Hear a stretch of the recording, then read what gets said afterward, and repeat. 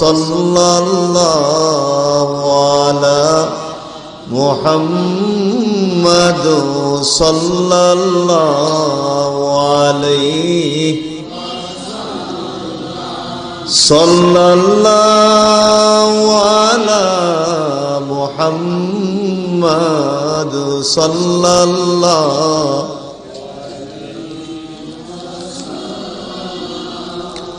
মুহাম্মাদুন সাইয়্যিদুল কাউনাইনি ওয়াল সাকালাইন ওয়াল ফারিকাইনি মিন আরাবিন ওয়া মিন আজামি সাল্লাল্লাহু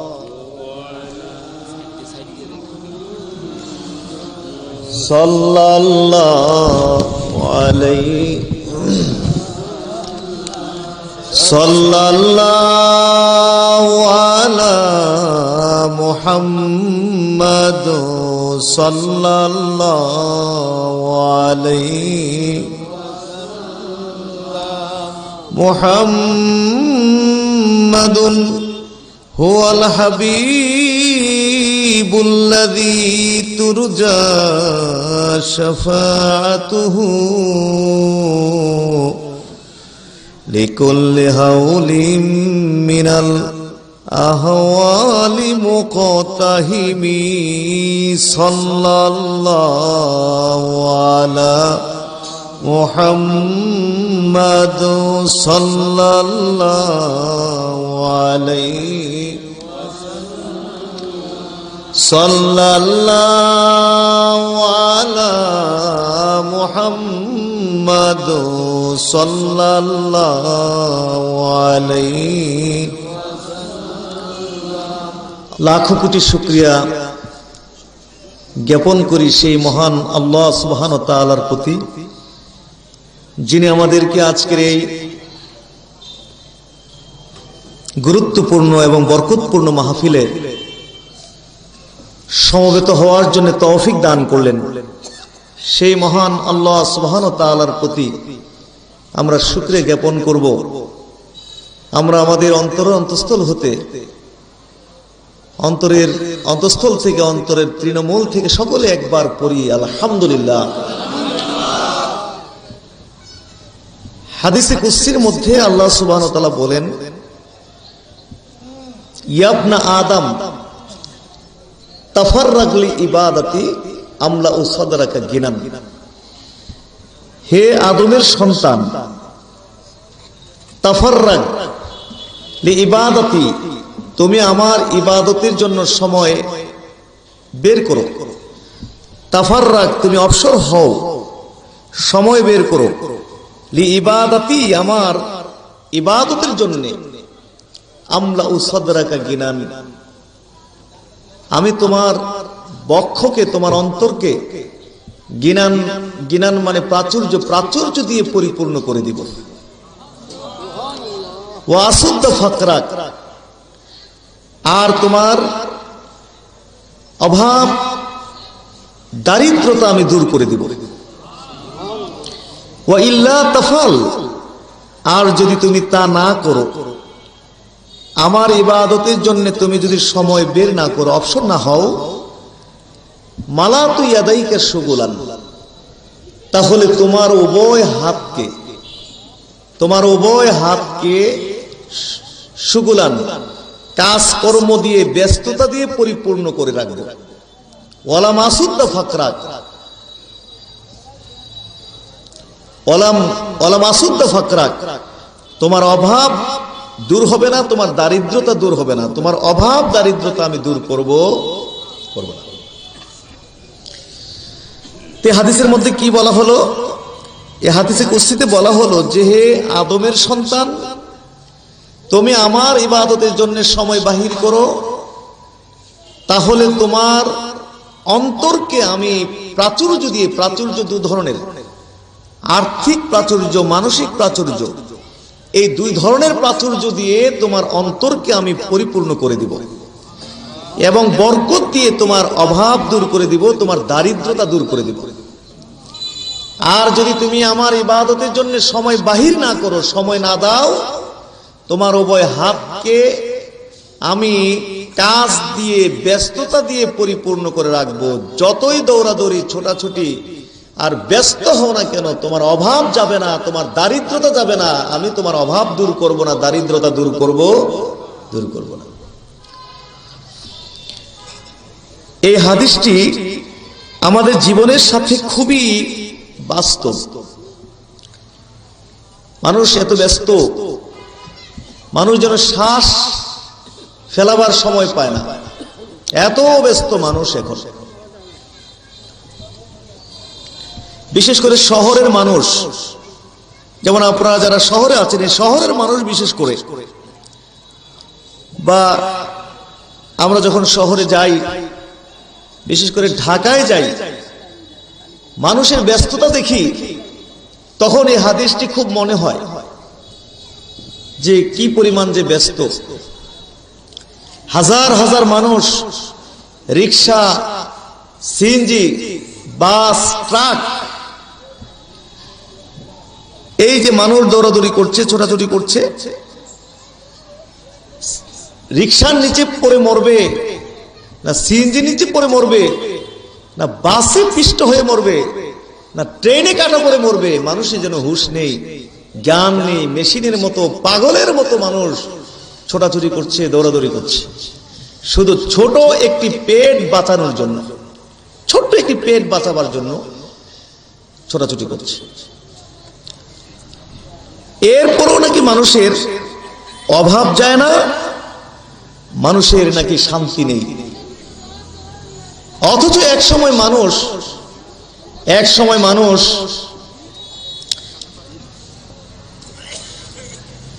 সময় দেখা গেছে যে পরিবারের মধ্যে একজন আয় উপার্জন করত, কিন্তু তার অধীনে অন্তত 10-12 জন খাইয়া বাঁচত।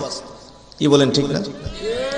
ক্ষেত খামারে কাজ করত, জমি জমা করে আয় উপার্জন করত, কিন্তু দেখা গেছে যে একজন কামাই করত, তার অধীনে অন্তত 10-12 জন খাইয়া বাঁচত। আর এখন সবাই কামাই করে, স্বামী ব্যবসা করে, নতুবা চাকরি করে, কামাই করে, এমনকি তার স্ত্রী চাকরি করে, কামাই রুজি করে, ছেলেরা চাকরি করে, কামাই করে, মেয়েরা চাকরি করে, সবাই চাকরি বাকরি করে, কামাই রুজি করে, ব্যবসা বিজনেস করে। এরপরও নাকি মানুষের অভাব যায় না, মানুষের নাকি শান্তি নেই। কারণ আল্লাহ তো আগে বলে দিয়েছেন, আদমের সন্তান, তুমি আমার ইবাদতের জন্য সময় বাহির করো, তাহলে তোমার বক্ষকে, তোমার অন্তরকে আমি আর্থিক এবং মানসিক উভয় ধরনের প্রাচুর্য দিয়ে পরিপূর্ণ করে দিব, এবং বরকত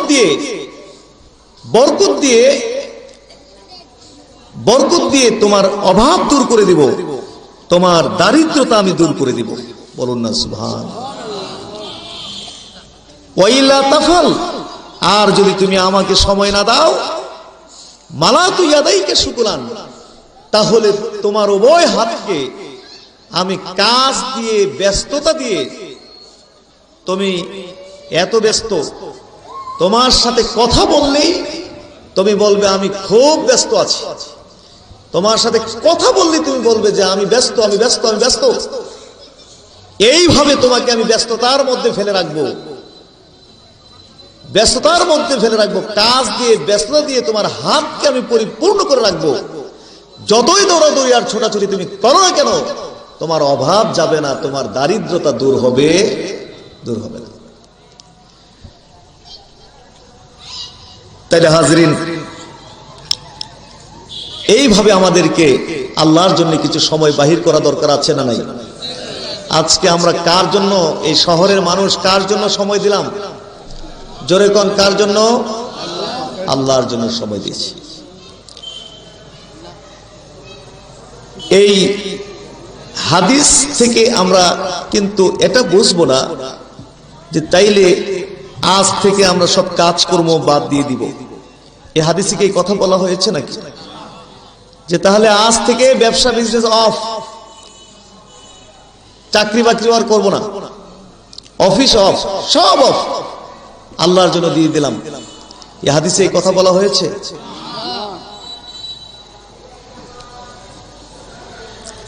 ব্যবসা চলবে, চাকরি চলবে, কর্ম চলবে। এর ভিতরে আল্লাহ সুবহানাহু ওয়া তাআলা আমাদেরকে যেই রুটিন দিয়েছেন, সময় বাহির করার যে রুটিন দিয়েছেন, সেই রুটিন অনুযায়ী সময় বাহির করার কথা এই হাদিসের মধ্যে বলা হয়েছে। বলুন না সুবহানাল্লাহ। আজান হয়ে গেলে আপনি ব্যবসা করবেন, এই শায়েস্তাগঞ্জে আপনি অবশ্যই ব্যবসা করবেন। আজান হয়ে গেলে মসজিদে চলে যাবেন, জামাতে চলে যাবেন।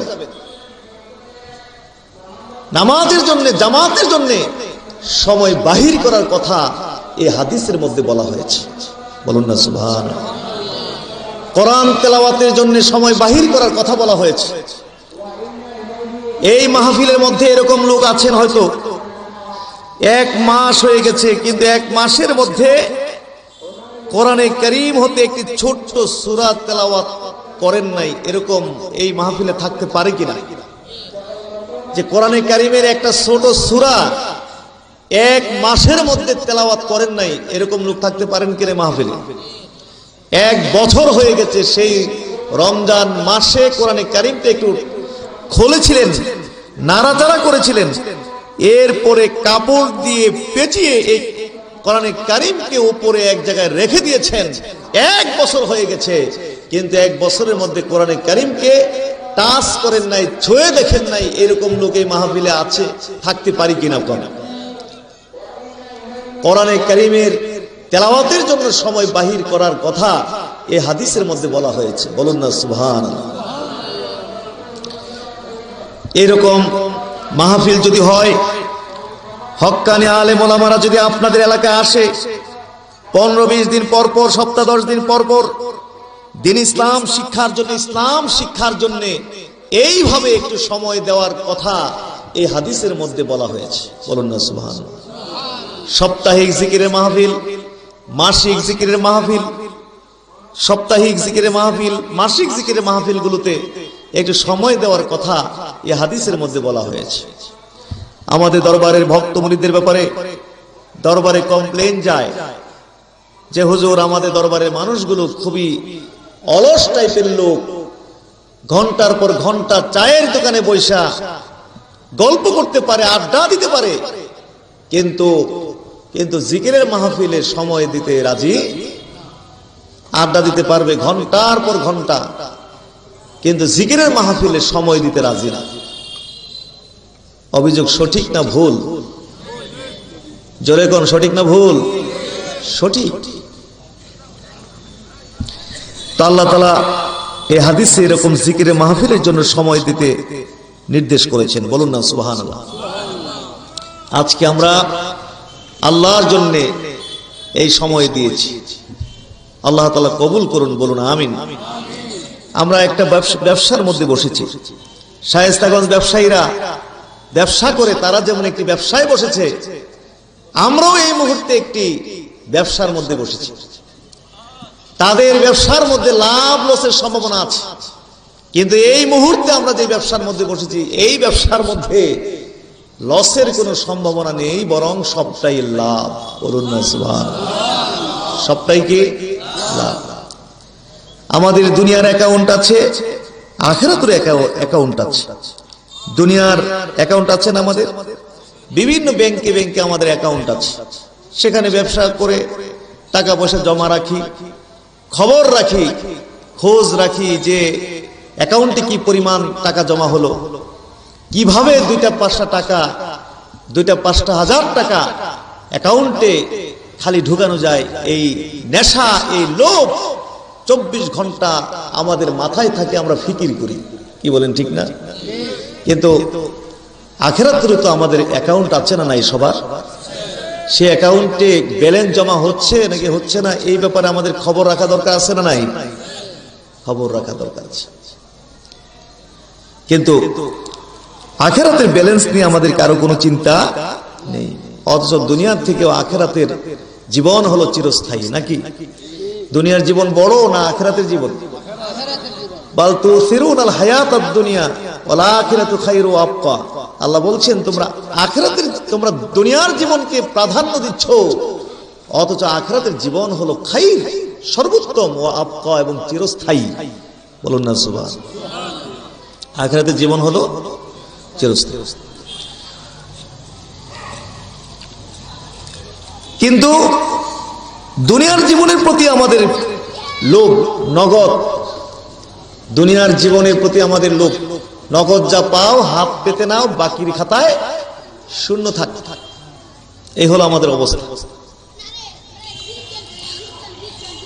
এই জন্যে আখিরাতের কথা বললে কারো মধ্যে কোনো প্রতিক্রিয়া নেই, কারণ বাকি তো। যদি সব হুজুররা আজকে আপনাদেরকে ওয়াজ করে যে ফজরের জামাতে আপনি অংশগ্রহণ যদি করেন, তাইলে আপনাকে লক্ষ লক্ষ নেকি আপনার আমলনামার মধ্যে দেওয়া হবে। যত ওয়াজি করা হোক না কেন, মুসল্লি ফজরে বাড়বে না। বাড়বে? এরকম কত হুজুর কত ওয়াজি করে, লক্ষ লক্ষ নেকি দেওয়া হবে, মুসল্লি বাড়বে না। কিন্তু যদি বলা হয় ফজরের জামাতে আসলে 1000 টাকা করে দেওয়া হবে, দেখি বলুন তো মুসল্লি কমবে নাকি বাড়বে? ফজরে যদি জামাতে যান 1000 টাকা করে দেওয়া হবে, তাহলে বাড়বে নাকি কমবে মুসল্লি? মাগরিবের চেয়েও তো মনে হয় ফজরে মুসল্লি আরো কি বাড়বে। আমাদের এলাকার কথা কই, এক বড় লোক কোটিপতি মসজিদ বানিয়েছে, 2 বছর আগের ঘটনা। মসজিদ বানিয়েছে কিন্তু মুসল্লি কম। তো উনি বলছে যে কেমনে মুসল্লি আনতে হয় আমার এইসব জানা আছে।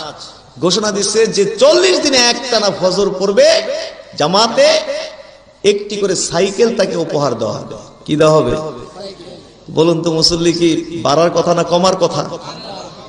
মাশাআল্লাহ, 40 দিন একদম রাত 3টা মনে 4টা সময় মুসল্লি আইসা বইয়া রেডি নামাজ পড়বে।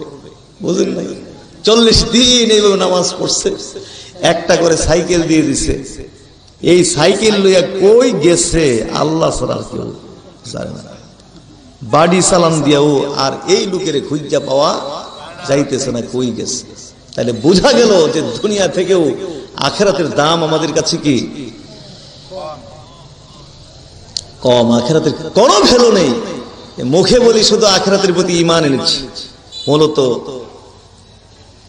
প্রকৃত ঈমান যদি আখিরাতের প্রতি আনতাম, তাহলে আখিরাতের কোনো কথা বললেই আমাদের মধ্যে দুনিয়ার চেয়েও বেশি লোভ সৃষ্টি হতো, আমরা লোভী হতে পারতাম। কি বলেন, ঠিক কিনা? যাই হোক, আমরা আজকে যারাই সময় দিতে পেরেছি আল্লাহর জন্য সময় দিলাম। যদি শায়েস্তাগঞ্জের শহরের মানুষের একটু সম্ভব হয়, আসুন না, একটু বসুন না, একটু সময় দিন না। ঘোরাঘুরি করলে তো কতভাবেই সময় নষ্ট করা যাবে, পারলে একটু সময় দেন। এই যে আমি একটু ডাকলাম না, দাওয়াত দিলাম না, দাওয়াত দিয়েছি কিনা? দাওয়াত দিয়েছি। এখন যদি শায়েস্তাগঞ্জের মানুষ আসুক না আসুক, কিন্তু আমার অ্যাকাউন্টে কিন্তু ঠিকই ব্যালেন্স জমা হয়ে গেছে। বলুন সকল আলহামদুলিল্লাহ। এইভাবে তো টার্গেট থাকতে হবে, নেকি সংগ্রহ করার কি থাকতে হবে? টার্গেট থাকতে হবে। আসুক না আসুক, আমার কাজ কিন্তু যেটা হওয়ার এটা হয়ে গেছে। তবে প্লিজ একটু সময় দিন, সম্ভব হলে কতভাবেই সময় নষ্ট করেন, একটু সময় দিন।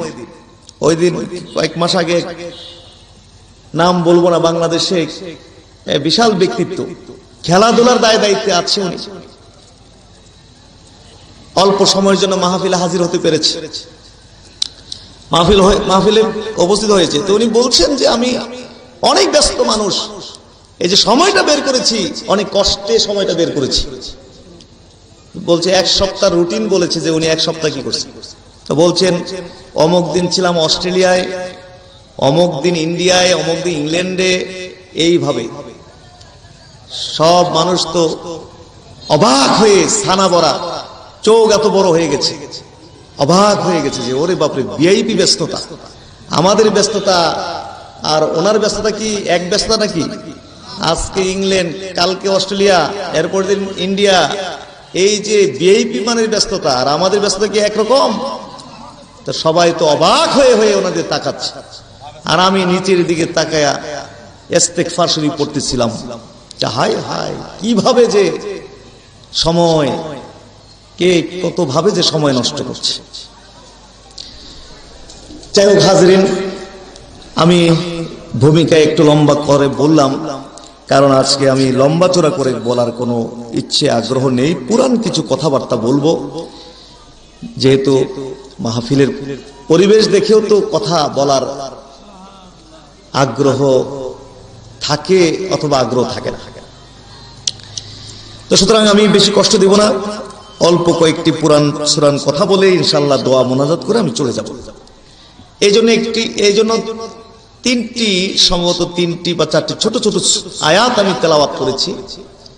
এখানে আল্লাহ সুবহানাহু ওয়া তাআলা ইবাদত জগতের সর্বশ্রেষ্ঠ যে ইবাদত সালাত, নামাজ, সে সালাত সম্পর্কে, নামাজ সম্পর্কে এখানে আলোচনা করেছেন। আমরা বলি আলহামদুলিল্লাহ। সুতরাং এই বিষয়ে আপনাদেরকে কয়েকটি কথা বলবো। একটু বসবেন, এরা বসে থাকেন, শুধু ওয়াজ যদি নাও হয়, লাইট বন্ধ, মাইক বন্ধ, শুধু বসে থাকতে পারলেই সেকেন্ডে সেকেন্ডে আমল নামায় নেকি জমা হইতে থাকবে। সুতরাং খালি বইয়া থাকেন, পুরান আর নতুন যাই ওয়াজ হোক, নেকির কাম আমাদের। কি বলেন, কিসের কাম? নেকির কাম। হাজরিন, আয়াতে কারিমা গুলোর মধ্যে আল্লাহ সুবহানাহু ওয়া তাআলা ইবাদত জগতে সর্বশ্রেষ্ঠ যে ইবাদত সালাত, নামাজ, এই সম্পর্কে এখানে আলোচনা হয়েছে। আমরা বলি আলহামদুলিল্লাহ। এই বিষয়টি সম্পর্কে আমাদের এলেম অর্জন করতে হবে। এলেম অর্জন করা ফরজে আইন। জোরে কোন, এই বিষয়ে এলেম অর্জন করার ফরজে আইন। আমরা বহু ধরনের এলেম অর্জন করি, স্কুলে, কলেজে, বিশ্ববিদ্যালয়ে ইংরেজি পড়ি, অঙ্ক পড়ি, ফিজিক্স পড়ি, কেমিস্ট্রি, বায়োলজি পড়ি, বিভিন্ন সাবজেক্ট পড়ি,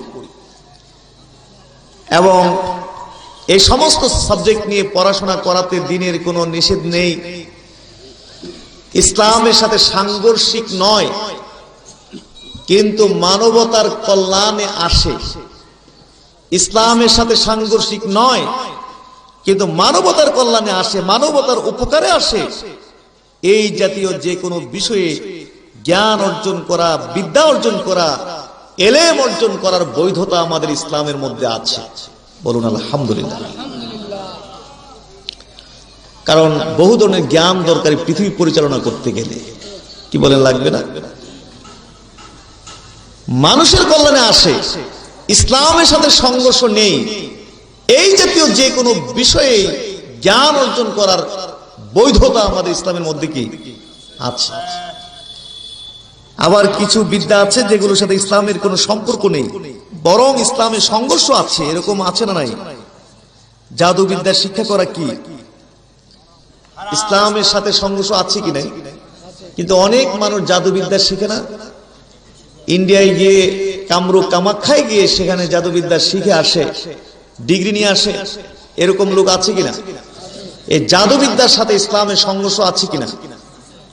এবং বিভিন্ন বাদ্যযন্ত্র শিক্ষা করে অনেকে। হারমোনিয়াম কিভাবে বাজাতে হয়, তবলা, বেহলা কিভাবে বাজাতে হয়, বাঁশি কি করে বাজাতে হয়, করতাল কি করে বাজাতে হয়, এরকম শিক্ষা আছে না নাই? এগুলোর সাথে ইসলামের সংঘর্ষ আছে নাকি নাই? ইসলামের সাথে সংঘর্ষ রয়েছে। নৃত্য, ড্যান্স শিখে,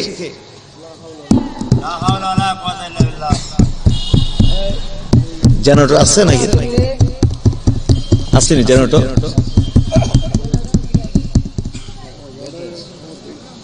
পড়েন সাল্লাল্লাহু আলা মুহাম্মাদ সাল্লাল্লাহু আলাইহি ওয়াসাল্লাম সাল্লাল্লাহু আলা মুহাম্মাদ সাল্লাল্লাহু আলাইহি। আরো মহব্বতে পড়ুন সাল্লাল্লাহু আলা মুহাম্মাদ মুহাম্মাদু সাল্লাল্লাহু আলাইহি সাল্লাল্লাহু আলা মুহাম্মাদু সাল্লাল্লাহু আলাইহি আল্লাহুম্মা সাল্লি ওয়া সাল্লিম ওয়া বারিক আলাইহি। ইসলামের সাথে সাংঘর্ষিক নয়, মানুষের কল্যাণে আসে এই রকম যে কোনো বিষয়ই জ্ঞান অর্জন করার বৈধতা আমাদের ইসলামের মধ্যে আছে। জোরে বলুন আলহামদুলিল্লাহ। অথচ দুনিয়ার থেকেও আখিরাতের জীবন হলো চিরস্থায়ী নাকি? দুনিয়ার জীবন বড় না আখিরাতের জীবন? বাল তুসিরুনাল হায়াতাদ দুনিয়া ওয়াল আখিরাতু খায়রু ওয়া আবকা। আল্লাহ বলছেন তোমরা দুনিয়ার জীবনকে প্রাধান্য দিচ্ছ, অথচ আখিরাতের জীবন হলো খাইর, সর্বোত্তম, ওয়া আবকা, এবং চিরস্থায়ী। বলুন না সুবহান। আখিরাতের জীবন হলো চিরস্থায়ী। কিন্তু দুনিয়ার জীবনের প্রতি আমাদের লোভ, নগদ দুনিয়ার জীবনের প্রতি আমাদের লোভ, নগদ যা পাও হাত পেতে নাও, বাকির খাতায় শূন্য থাক, এই হলো আমাদের অবস্থা। এই জন্যে আখিরাতের কথা বললে কারো মধ্যে কোনো প্রতিক্রিয়া নেই, কারণ বাকি তো। যদি সব হুজুররা আজকে আপনাদেরকে ওয়াজ করে যে ফজরের জামাতে আপনি অংশগ্রহণ যদি করেন, তাইলে আপনাকে লক্ষ লক্ষ নেকি আপনার আমলনামার মধ্যে দেওয়া হবে। যত ওয়াজি করা হোক না কেন, মুসল্লি ফজরে বাড়বে না। বাড়বে? এরকম কত হুজুর কত ওয়াজি করে, লক্ষ লক্ষ নেকি দেওয়া হবে, মুসল্লি বাড়বে না। কিন্তু যদি বলা হয় ফজরে জামাতে আসলে 1000 টাকা করে দেওয়া হবে, দেখি বলুন তো মুসল্লি কমবে নাকি বাড়বে? ফজরে যদি জামাতে যান 1000 টাকা করে দেওয়া হবে, তাহলে বাড়বে নাকি কমবে মুসল্লি? মাগরিবের চেয়েও তো মনে হয় ফজরে মুসল্লি আরো কি বাড়বে। আমাদের এলাকার কথা কই, এক বড় লোক কোটিপতি মসজিদ বানিয়েছে, 2 বছর আগের ঘটনা। মসজিদ বানিয়েছে কিন্তু মুসল্লি কম। তো উনি বলছে যে কেমনে মুসল্লি আনতে হয় আমার এই সব জানা আছে। ঘোষণা দিচ্ছে যে 40 দিনে একটানা ফজর পড়বে জামাতে, একটি করে সাইকেল তাকে উপহার দেওয়া হবে। কি দেওয়া হবে বলুন তো? মুসল্লি কি বাড়ার কথা না কমার কথা? মাশাআল্লাহ, 40 দিন একদম রাত 3টা মনে 4টা সময় মুসল্লি আইসা বইয়া রেডি নামাজ পড়বে। বুঝলেন না? 40 দিন এইভাবে নামাজ পড়ছে, একটা করে সাইকেল দিয়ে দিছে। এই সাইকেল লইয়া কই গেছে আল্লাহ ছাড়া কেউ জানে না। বাড়ি চালান দিয়াও আর এই লোকের খুঁজা পাওয়া যাইতেছে না কই গেছে। তাহলে বোঝা গেল যে দুনিয়া থেকেও আখিরাতের দাম আমাদের কাছে কি কম। আখিরাতের কোনো ভ্যালু নেই। মুখে বলি শুধু আখিরাতের প্রতি ঈমান এনেছি, মূলত প্রকৃত ঈমান যদি আখিরাতের প্রতি আনতাম, তাহলে আখিরাতের কোন কথা বললেই আমাদের মধ্যে দুনিয়ার চেয়েও বেশি লোভ সৃষ্টি হতো, আমরা লোভী হতে পারতাম। কি বলেন, ঠিক কিনা? যাই হোক, আমরা আজকে যারাই সময় দিতে পেরেছি আল্লাহর জন্য সময় দিলাম। যদি শায়েস্তাগঞ্জের শহরের মানুষের একটু সম্ভব হয়, আসুন না, একটু বসুন না, একটু সময় দিন না। ঘোরাঘুরি করলে তো কতভাবেই সময় নষ্ট করা যাবে, পারলে একটু সময় দেন। এই যে আমি একটু ডাকলাম না, দাওয়াত দিলাম না, দাওয়াত দিয়েছি কিনা? দাওয়াত দিয়েছি। এখন যদি শায়েস্তাগঞ্জের মানুষ আসুক না আসুক, কিন্তু আমার অ্যাকাউন্টে কিন্তু ঠিকই ব্যালেন্স জমা হয়ে গেছে। বলুন সকল আলহামদুলিল্লাহ। এইভাবে তো টার্গেট থাকতে হবে, নেকি সংগ্রহ করার কি থাকতে হবে? টার্গেট থাকতে হবে। আসুক না আসুক, আমার কাজ কিন্তু যেটা হওয়ার এটা হয়ে গেছে। তবে প্লিজ একটু সময় দিন, সম্ভব হলে কতভাবেই সময় নষ্ট করেন, একটু সময় দিন। ওই দিন কয়েক মাস আগে নাম বলবো না, বাংলাদেশে বিশাল ব্যক্তিত্ব, খেলাধুলার দায় দায়িত্বে আছে উনি, অল্প সময়ের জন্য মাহফিলে হাজির হতে পেরেছে, মাহফিলে উপস্থিত হয়েছে। তো উনি বলছেন যে আমি অনেক ব্যস্ত মানুষ, এই যে সময়টা বের করেছি, অনেক কষ্টে সময়টা বের করেছি। বলছে এক সপ্তাহ রুটিন বলেছে যে উনি এক সপ্তাহ কি করছে। তো বলছেন অমুক দিন ছিলাম অস্ট্রেলিয়ায়, অমুক দিন ইন্ডিয়ায়, অমুক দিন ইংল্যান্ডে, এইভাবে সব মানুষ তো অবাক হয়ে ছানা বড়া, চোখ এত বড় হয়ে গেছে, অবাক হয়ে গেছে যে ওরে বাপরে, ভিআইপি ব্যস্ততা, আমাদের ব্যস্ততা আর ওনার ব্যস্ততা কি এক ব্যস্ততা নাকি? আজকে ইংল্যান্ড, কালকে অস্ট্রেলিয়া, এরপর দিন ইন্ডিয়া, এই যে ভিআইপি মানের ব্যস্ততা আর আমাদের ব্যস্ততা কি একরকম?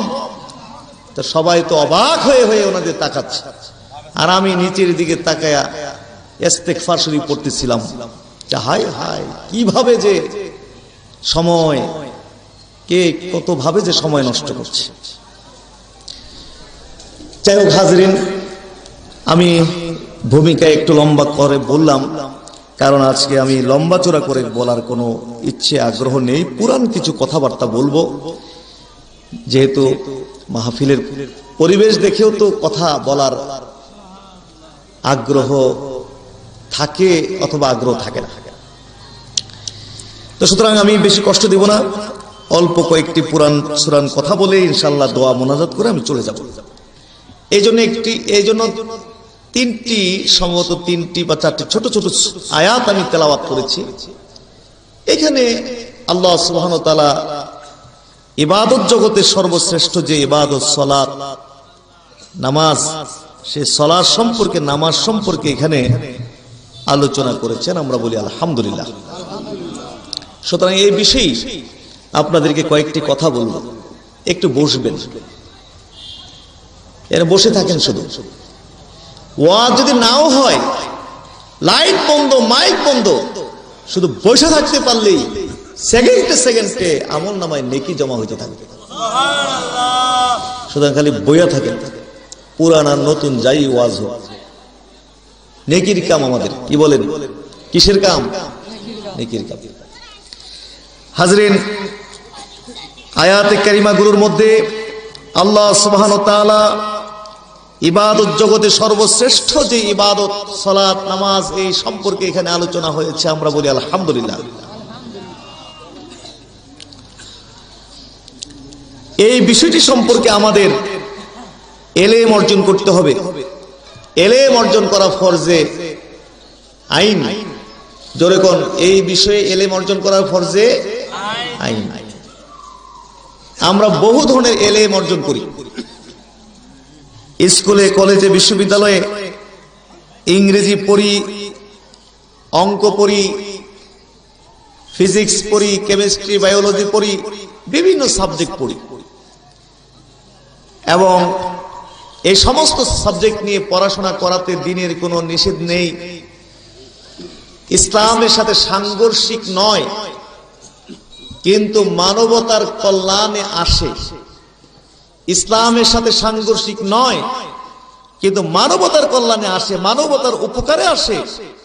এই জাতীয় যে কোনো বিষয়ে জ্ঞান অর্জন করা, বিদ্যা অর্জন করা, এলেম অর্জন করার বৈধতা আমাদের ইসলামের মধ্যে আছে। বলুন আলহামদুলিল্লাহ। কারণ বহু ধরনের জ্ঞান দরকারি পৃথিবী পরিচালনা করতে গেলে। কি বলেন, লাগবে না? মানুষের কল্যাণে আসে, ইসলামের সাথে সংঘর্ষ নেই। এই জাতীয় যে কোনো বিষয়ে জ্ঞান অর্জন করার বৈধতা আমাদের ইসলামের মধ্যে কি আছে। আবার কিছু বিদ্যা আছে যেগুলোর সাথে ইসলামের কোনো সম্পর্ক নেই, বরং ইসলামের সংঘর্ষ আছে। এরকম আছে না নাই? জাদু বিদ্যা শিক্ষা করা কি ইসলামের সাথে সংঘর্ষ আছে কি নাই? কিন্তু অনেক মানুষ জাদু বিদ্যা শিখে না, ইন্ডিয়ায় গিয়ে, কামরূপ কামাখ্যায় গিয়ে সেখানে জাদুবিদ্যা শিখে আসে, ডিগ্রি নিয়ে আসে। এরকম লোক আছে কিনা? এই জাদুবিদ্যার সাথে ইসলামের সংঘর্ষ আছে কিনা? এবং বিভিন্ন বাদ্যযন্ত্র শিক্ষা করে অনেকে। হারমোনিয়াম কিভাবে বাজাতে হয়, তবলা, বেহলা কিভাবে বাজাতে হয়, বাঁশি কি করে বাজাতে হয়, করতাল কি করে বাজাতে হয়, এরকম শিক্ষা আছে না নাই? এগুলোর সাথে ইসলামের সংঘর্ষ আছে নাকি নাই? ইসলামের সাথে সংঘর্ষ রয়েছে। নৃত্য ড্যান্স শিখে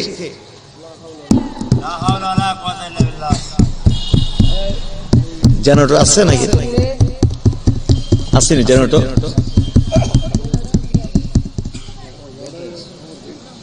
পড়েন সাল্লাল্লাহু আলা মুহাম্মাদ সাল্লাল্লাহু আলাইহি ওয়াসাল্লাম সাল্লাল্লাহু আলা মুহাম্মাদ সাল্লাল্লাহু আলাইহি,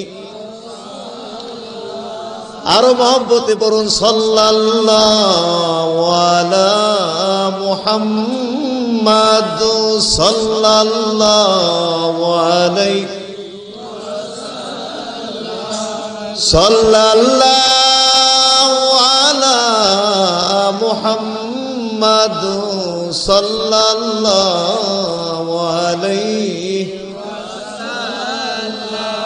আল্লাহুম্মা সাল্লি ওয়া সাল্লিম ওয়া বারিক আলাইহি। ইসলামের সাথে সাংঘর্ষিক নয়, মানুষের কল্যাণে আসে এই রকম যে কোনো বিষয়ই জ্ঞান অর্জন করার বৈধতা আমাদের ইসলামের মধ্যে আছে। জোরে বলুন আলহামদুলিল্লাহ। কিন্তু এই সমস্ত বিষয়ে কেন এলেম অর্জন করলো না, জ্ঞান আল্লাহ সুবহানাহু ওয়া তাআলা নামাজের নির্দেশ করেছেন, যার কারণে নামাজ কি হয়ে গেছে? ফরজ। যেরকম কি হয়ে গেছে? অসংখ্য হাদিস বর্ণিত হয়েছে। এর মধ্যে একটি হাদিস আপনারা জানেন, বনিয়াল ইসলাম আলা খামস, ইসলাম 5টি খুঁটির উপরে প্রতিষ্ঠিত। ইসলামের রুকন কয়টি? ইসলামের পিলার 5টি। জানতে চাই ইমানের রুকন কয়টি? ইসলামের রুকন 5টি, ইমানের রুকন কয়টি? ইসলামের যেমন রুকন আছে, ইমানেরও কি আছে? রুকন আছে না? পিলার আছে না? পিলার আছে। তাহলে ইসলামের রুকন 5টি, ইমানের রুকন অনেকেই জানেন না, অথচ সবার জানা ফরজে আইন। মোমেন মুসলিমদেরকে ফরজে আইন এগুলো জানা। এই বিষয়গুলো ওয়াজ মাহফিলে আমাদের দেশে আলোচনা হয় না, কারণ এই সমস্ত বিষয় নিয়ে আলোচনা হলে তো কেউ আন্তর্জাতিক বক্তা হতে পারবে না। আন্তর্জাতিক বক্তা হতে পারবে না এই সমস্ত বিষয় নিয়ে আলোচনা করলে। আন্তর্জাতিক বক্তা হতে গেলে কিছু আলাদা কিছু কোয়ালিটির দরকার, যেমন কুকিল কণ্ঠ লাগবে। কুকিল কণ্ঠ নাই, কিন্তু আন্তর্জাতিক বক্তা বাংলাদেশে এরকম আমার জানা নেই। আন্তর্জাতিক বক্তা হইতে গেলেই কি লাগবে? কুকিল কণ্ঠের অধিকারী হইতে হবে। পোস্টার যদি দেখা যায় যে বক্তার আশেপাশে কুকিল কণ্ঠের অধিকারী, তাইলে শ্রোতারা বলবেন যে এখানে তো যাইতেই হবে, কারণ এখানে কুকিল কণ্ঠের বক্তা আসতেছে। আবার কুকিল কণ্ঠ হলেও হবে না, সাথে যদি ইংরেজি বলার পারদর্শিতা থাকে, ইংরেজি জানা থাকে, তাইলে তো আন্তর্জাতিক বক্তা হওয়া খুব সহজ, ঠিক না? আবার নরমাল ঢং ভঙ্গিমায় বললে হবে না। ওই যে নাটকে যেভাবে ঢং ভঙ্গিমা দিয়ে কথা কয়, এই ঢং ভঙ্গিমা দিয়ে কথা বলা জানতে হবে। তারপরে সায়েন্স, মানে সায়েন্স, বিজ্ঞান, টেকনোলজি, ওই আসমান পাতাল, আজব আজব কিছু তথ্য আপনাদেরকে দিতে হবে। এগুলো আপনাদের দরকার লাগুক আর না লাগুক, আপনাদের উপকারে আসুক আর না আসুক, যাতে বক্তার চেহারার দিকে শ্রোতা বেলকি লাগিয়া টাসকি লেগে যাতে বক্তার দিকে তাকায়, যাতে বলে কি রে, কামে লাগুক আর না লাগুক, প্রয়োজনে আসুক আর না আসুক, আজব আজব কিছু তথ্য দিতে হবে। তাইলে ইনি হয়ে যাবেন আন্তর্জাতিক বক্তা। তা আমার তো মনে হয় আমার জীবনও আন্তর্জাতিক বক্তা হইতে পারতাম না, কারণ এইটি কোনোটাই নাই আমার মধ্যে, আর দরকারও তো নাই। কি দরকার আছে আন্তর্জাতিক বক্তা হওয়ার? আপনারা কি আন্তর্জাতিক শ্রোতা হইতে চান? আমরা শুধু আন্তর্জাতিক আন্তর্জাতিক করতে করতে দ্বীনের মৌলিক যে বিষয়গুলো, এই বিষয়গুলো নিয়ে বর্তমানে ওয়াজ মাহফিলগুলোতে আলোচনা হয় না। যদি ইসলামের আলোকে এই দেশের লক্ষ লক্ষ ওয়াজ মাহফিলগুলোকে সাজানো যেত, তাহলে এই দেশের কোন মুসলিম ইসলাম সম্পর্কে অজ্ঞ থাকতো না, মূর্খ থাকতো না। প্রতিটি মুসলিম ইসলাম সম্পর্কে পণ্ডিত হয়ে যেত।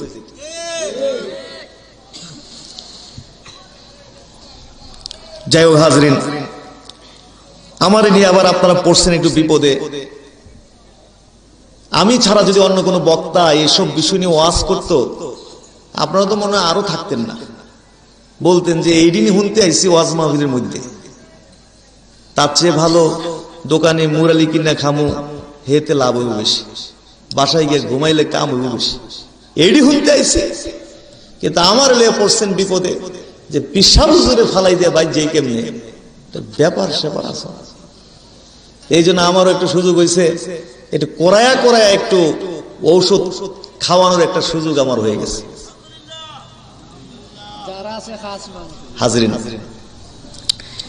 তাইলে এই গুরুত্বপূর্ণ বিষয়গুলো সম্পর্কে আমাদের জানতে হবে। ইসলামের পিলার কয়টি?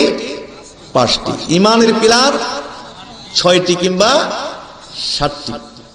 অবশ্য আমরা বক্তব্যে পড়ে ফেলেছি, ভুলে গেছেন হয়তো। আমানতু বিল্লাহি ওয়া মালাইকাতিহি ওয়া কুতুবিহি ওয়া রুসুলিহি ওয়াল ইয়াউমিল আখিরি ওয়াল কদরি খাইরিহি ওয়া শাররিহি, পড়েছি কিনা? হ্যাঁ, 6টি।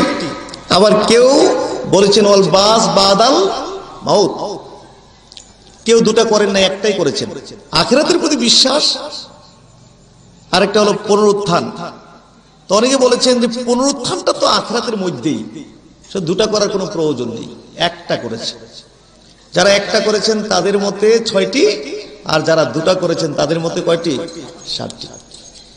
এবং প্রত্যেকটি রুকুনের উপরে 1.5-2 ঘন্টার বক্তব্য রয়েছে, এবং এইগুলো আমাদের মুসলিম হিসাবে, মোমেন হিসাবে জানা অপরিহার্য। বলুন না সুবহানাল্লাহ। যাই হোক, তাহলে ইসলামের রুকন হলো 5টি। 1 নম্বর, আন তাশহাদা আল্লা ইলাহা ইল্লাল্লাহ ওয়া আন্না মুহাম্মাদান আবদুহু ওয়া রাসূলুহু। আপনাকে এই সাক্ষ্য দিতে হবে আল্লাহ ছাড়া আর কোন ইলাহ নেই, এবং নিশ্চয় মুহাম্মদ সাল্লাল্লাহু আলাইহি ওয়াসাল্লাম আল্লাহর বান্দা এবং তার রাসূল।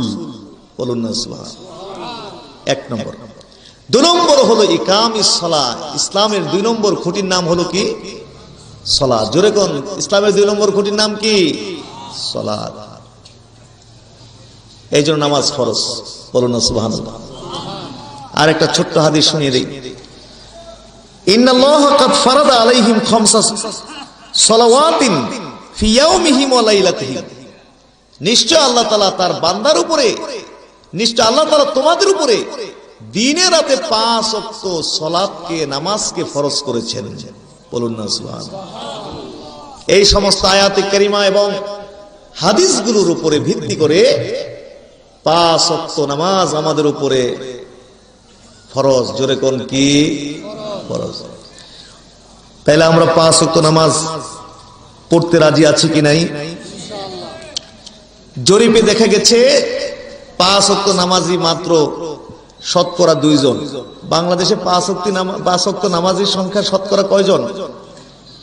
জোরে কোন, কয়জন? 2 জন। এমনি বাংলাদেশের দিকে তাকাইলে মনে হবে সব বড় বড় এক একজন আল্লাহর ওলি, কিন্তু জরিপ করলে দেখা যায় যে 5 ওয়াক্ত নামাজের সংখ্যা মাত্র শতকরা কয়জন? 2 জন। জরিপ হয় না বিভিন্ন বিষয়ের উপরে? মোট জনসংখ্যার উপরে জরিপ হয়। বাংলাদেশে মোট জনসংখ্যা কত, তারপরে তার মধ্যে পুরুষের সংখ্যা কত, তার মধ্যে নারীর সংখ্যা কত, তার মধ্যে মৃত্যু হার কি, জন্মহার কি, এরকম জরিপ হয় কিনা? নামাজীদের উপরে জরিপ হয়েছে, দেখা গেছে যে 100 জনের মধ্যে মাত্র 2 জন হলো 5 ওয়াক্ত নামাজি। তাইলে নামাজির সংখ্যা বেশি না বেনামাজির সংখ্যা বেশি? আমাদের বাংলাদেশে নামাজি বেশি না বেনামাজি বেশি? বেনামাজি বেশি। এরপরে এরকম লোক আছে যে বছরে 2 দিন নামাজ পড়ে, এরকম লোক আছে না নাই? 2 ঈদের নামাজ পড়ে, ঈদ উল ফিতর পড়ে আর ঈদ উল আজহা পড়ে, আর সারা বছর কোনো নামাজ পড়ে না, এরকম লোক আছে কিনা? তবে এই 2 ওয়াক্ত নামাজের জন্য প্রস্তুতি বিশাল তাদের আছে, ঠিক না? বড় বড় গরু কিনে কিনা, এই গরু কিনতে গিয়েও নামাজ বাদ দেয়, এরকম লোক আছে কিনা? বাজারে সেরা গরু কিনবে, গরু কিনা তো এত সহজ না, চয়েস করে গরু কিনতে হবে, তো মোটা তাজা সবকিছু মিলিয়ে বাজারে গেছে গরু কিনতে, ঘুরতে ঘুরতে ঘুরতে ঘুরতে আপনার গরু কিনতে কিনতে কয়েক ঘন্টা, এর মধ্যে জোহরও গেছে, আসরও কি গেছে, মাগরিবও গেছে, এশাও গেছে, বিশাল। আর ফজর তো অটোমেটিক গেছে, এটা তো অটোমেটিক অগ্রিম, এটা আগেই গেছে। বিশাল গরু নিয়ে আসার সময় বাড়িতে উঠছে, আজকে বিশাল নেকের কাজ উনি করে ফেলছেন, বিশাল গরু কিনা লই পড়ছে না। হ্যাঁ, আমার তো মনে হয় যে মানে এই যে জোহর আসর মাগরিব সবচেয়ে আরো বেশি গুরুত্বপূর্ণ ফরজ হইল গরু কিনা। এটাও মনে হয় মেরাজের মধ্যে ফরজ হয়েছিল নাকি? এইটাও কই ফরজ মেরাজ হয়েছিল। আবার রোজার ঈদের দিন, রোজার ঈদের মার্কেটিং করার জন্য গেছে মার্কেট করতে করতে কয়েক ওয়াক্ত নামাজ কি, যারা একটু রুচিশীল মানে চয়েস করে মার্কেটিং করে বা এ ধরনের রুচির লোক, তাদের কিন্তু অনেক টাইম লাগে মার্কেটিং করতে। একটা ড্রেস কিনতে 2-3 ঘন্টা লেগে যেতে পারে, ঘুরতে ঘুরতে ঘুরতে ঘুরতে কয়েক ঘন্টা লেগে যেতে পারে। আর যার চয়েস নেই, একটু বেরসিক লোক, এরা তো 2 মিনিটে কাপড় কিনে ফেলে, লাগলে লাগলো, না লাগলে লাই বডির মধ্যে কালার টানার দরকার কি, একটা পরলেই তো হইলো, টপ করে কিনা ফেলে, এরকম লোক আছে কিনা? জি, তাইলে দেখা গেল যে রোজার ঈদের মার্কেটিং করতে গিয়েও কয়েক ওয়াক্ত নামাজ কি বাতিল। আবার সপ্তাহে 1 দিন নামাজ পড়ে, শুক্রবার শুধু পড়ে, এরকম লোক আছে না? 1 সপ্তাহ আর পড়বে না, এনাফ, যথেষ্ট হয়ে গেছে, 1 দিন জুমা পড়ে ফেলেছেন, মানে আর দরকার নেই, এরকম লোক আছে কিনা? তা আবার কেউ ইচ্ছা মনে চাইলো দিনে রাতে 1 ওয়াক্ত পড়লো, মনে চাইলো দিনে রাতে 2 ওয়াক্ত পড়লো, 3 ওয়াক্ত, 4 ওয়াক্ত পড়লো, এরকম লোক আছে কিনা? ফজর 4 ওয়াক্ত পর্যন্ত পড়ে কিন্তু ফজর পড়ে না, এরকম লোক নাই? আমাদের দেশের যে কি বলে যুক্তিবাদী সাহেব, ওই যে বড় যুক্তিবাদী ঢাকার, ওনাকে নাকি ফোন করে কে বলছে যে হুজুর, ফোন করে বলছে যে হুজুর এই ফজরের নামাজটা অনেক কঠিন, এটা আমার হুজুর মাফ করে দেন, প্রয়োজনে আসর নামাজ 2 বার পড়ে লাভ, একবারের জায়গায় আসর কয়বার পড়ে লাভ, বুঝলেন নাই? ফজরটা সহজ না কঠিন? ফজর পড়ে না, এরকম লোক আছে কি নাই? এইভাবে জরিপ করে দেখা গেছে যে 5 ওয়াক্ত নামাজের সংখ্যা আমাদের বাংলাদেশে মোট কয়জন? শতকরা 2 জন হলো 5 ওয়াক্ত নামাজ। জোরে বলুন নাউজুবিল্লাহ, আরো জোরে বলুন নাউজুবিল্লাহ। এখন আপনারা বলেন আমরা কয় ওয়াক্ত নামাজ পড়ব? আরো জোরে কোন, বলুন সকলে আমিন। এটা কি সাধ্যের বাইরে? ফজর কি সাধ্যের বাইরে? আল্লাহ সাধ্যের বাইরে কোন জিনিস বন্দাকে চাপাই দেন না। যদি সাধ্যের বাইরে হতো তাহলে ফজর দিতেন না। সাধ্যের ভিতরে কিনা? আপনি চাকরি করলে আপনার ডিউটি যদি 2টা-3টার দিকেও পড়ে, আপনি করবেন কি করবেন না? নাহলে বেতন পাবেন নাকি? এখন যে ফ্লাইট বিদেশে যাবেন, রাত্র 3টায় দিল, কি আপনি সময় মতো যাই হাজির হবেন না? বা চাকরির ডিউটি যদি নাইট ডিউটি আপনার পরে, আপনি সময় মতো গিয়ে হাজির হবেন না? সবই তো সম্ভব। সম্ভবের বাইরে আল্লাহ পাক তার বান্দাকে কোনো জিনিসই চাপায়া দেন নাই। যদি সম্ভবের বাইরে হইতো তাহলে ফজর কখনো আল্লাহ পাক দিতেন না। তাহলে 5 ওয়াক্ত নামাজ আমরা পড়বো। আল্লাহ তাআলা আমাদের সকলকে তৌফিক দিন, আমাদেরকে শক্তি দিন, সকলে বলুন আমিন। জি, এই 5 ওয়াক্ত নামাজ আমরা পড়বো, বলুন আমিন। তো এত বেনমাজির কারণ আছে, এত বেনমাজি কেন? তার কারণ রয়েছে। অনেক কারণ, তার মধ্যে অনেকগুলো কারণ উল্লেখ করা হয়েছে। তার মধ্যে একটি কারণ হলো যে আমাদের বাংলাদেশে নামাজের মানে ওয়াজ, কোরআন হাদিসে, কোরআন সুন্নায় যেইভাবে নামাজের ওয়াজ করা হয়েছে সেইভাবে আমাদের বাংলাদেশে নামাজের ওয়াজ হয় না। হয়তো ফজিলতের ওয়াজ হয়, বাংলাদেশে ফজিলতের পাগল, ফজিলতের ওয়াজ হয়, তারপরে করতে করতে ঘটনা সংগ্রহ করে নামাজের শেষা ওয়াজ হয়, কিন্তু কোরআন সুন্নায় যেভাবে নামাজের ওয়াজ হয়েছে সেইভাবে ওয়াজ হয় না। নামাজ তরককারীর কোনো শাস্তি আছে না নাই এটাই জানে না আমাদের দেশের মানুষ। নামাজ তরক করলে শাস্তি কোনো আছে কিনা, দণ্ডবিধি আছে কিনা জানে না। জানা করলে শাস্তি জানে, মদ পান করলে কি শাস্তি হবে ইসলামে তা জানে, খুন করলে কি শাস্তি তা জানে, কিন্তু নামাজ তরককারী শাস্তির বিধান কি আমাদের দেশের মানুষ জানে না। শুনুন, কোন মুসলিম 5 ওয়াক্ত নামাজ যে ফরজ হয়েছে এটা স্বীকার করলো না, 5 ওয়াক্ত নামাজ যে ফরজ এটা স্বীকার করে না, এই ব্যক্তি সর্বসম্মতিক্রমে কাফের। জোরে কোন এই ব্যক্তি কি? সর্বসম্মতিক্রমে এই ব্যক্তি কাফের। এবং যে ব্যক্তি জন্ম থেকে মৃত্যু পর্যন্ত জীবনে কোনো একদিন নামাজ, 1 ওয়াক্ত নামাজ পড়ে নাই, এই ব্যক্তির হুকুমও এরকম। তাহলে কি হলো, যে ব্যক্তি নামাজ ফরজ হওয়াটাকে, হয়তো নামাজ গাফলতি আছে কিন্তু নামাজ ফরজ হওয়াটাকে অস্বীকার করে না, আর যে ব্যক্তি নামাজ ফরজ হওয়াটাকে অস্বীকার করলো সে ব্যক্তি কি হয়ে গেল? কাফের হয়ে গেল। কেমন কাফের? হিন্দু যেরকম কাফের, বৌদ্ধ যেরকম কাফের, খ্রিস্টান ইহুদি যেরকম কাফের, এরকম কাফের হয়ে যাবে। মারা গেলে গোসল, জানাজা, মুসলমানদের কবরস্থান দাফন করা যাবে না, এবং ইসলামী রাষ্ট্র হলে তার শাস্তি হবে মুরতাদ হিসাবে মৃত্যুদণ্ড। মুরতাদ হিসাবে কি হবে? মৃত্যুদণ্ড। সহজ নাকি কঠিন? বিধানটা কি সহজ না কঠিন? কঠিন কিনা? জন্ম থেকে মৃত্যু পর্যন্ত যে 1 ওয়াক্ত নামাজ পড়ে নাই সেও অনুরূপ কাফের হয়ে যাবে। সেও কি হয়ে যাবে? কাফের। আর যারা নামাজ পড়ে কিন্তু মাঝে মাঝে নামাজ ছেড়ে দেয়, তরক করে, অবহেলা করে, মানে খামখেয়ালি করে, এই ব্যক্তি কাফের না কাফের, এই ব্যাপারে ইমামদের মধ্যে মতানৈক্য আছে। এই ব্যাপারে ইমামদের মধ্যে কি আছে? মতানৈক্য। যেমন আহমদ ইবনে হাম্বল, হাম্বলি মাযহাবের যিনি ইমাম, সৌদি আরব যার রায়ে চলে, যেই ক্ষেত্রে যে রায় দিয়েছেন ইমাম আহমদ ইবনে হাম্বল রহমাতুল্লাহি আলাইহি, এই ইমাম আহমদ ইবনে হাম্বল এবং তার মাযহাবকে, হাম্বলি মাযহাবকে যারা অনুসরণ করে, ওই সমস্ত উলামায়ে কেরাম বলছেন যে 1 ওয়াক্ত নামাজ যদি ছেড়ে দেয় সে ব্যক্তিও কাফের হবে। সে ব্যক্তিও কি হবে? কাফের। এবং দলিল দিয়েছেন, মুখস্থ বলেন নাই, কোরআন থেকে দিয়েছেন, হাদিস থেকে দিয়েছেন। কোরআনের একটি ছোট্ট দলিল বলি, তারা যে দলিল দিয়েছেন সেটা হলো, মসজিদে আকসার দিকে আমরা ফিরে নামাজ পড়তাম।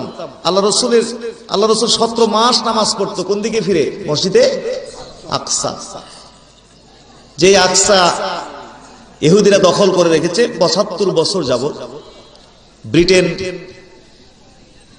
ইসরায়েলকে সেখানে বসিয়েছে, ফিলিস্তিনের জায়গা জমি দখল করে এই জারজ রাষ্ট্র, অবৈধ রাষ্ট্র ইসরায়েলকে সেখানে বসিয়েছে মুসলিম বিশ্বকে লুটপাট করার জন্য, তৈল স্বর্ণ সমানে লুটপাট করার জন্য, মুসলমানদেরকে দমন করে রাখার জন্য বিস্ফোরা ইসরায়েলকে বসিয়েছে। এবং 75 বছর পর্যন্ত সেখানে ফিলিস্তিনি ভাই বোনদেরকে ওরা মারছে। মসজিদ আকসা দখল করে আছে।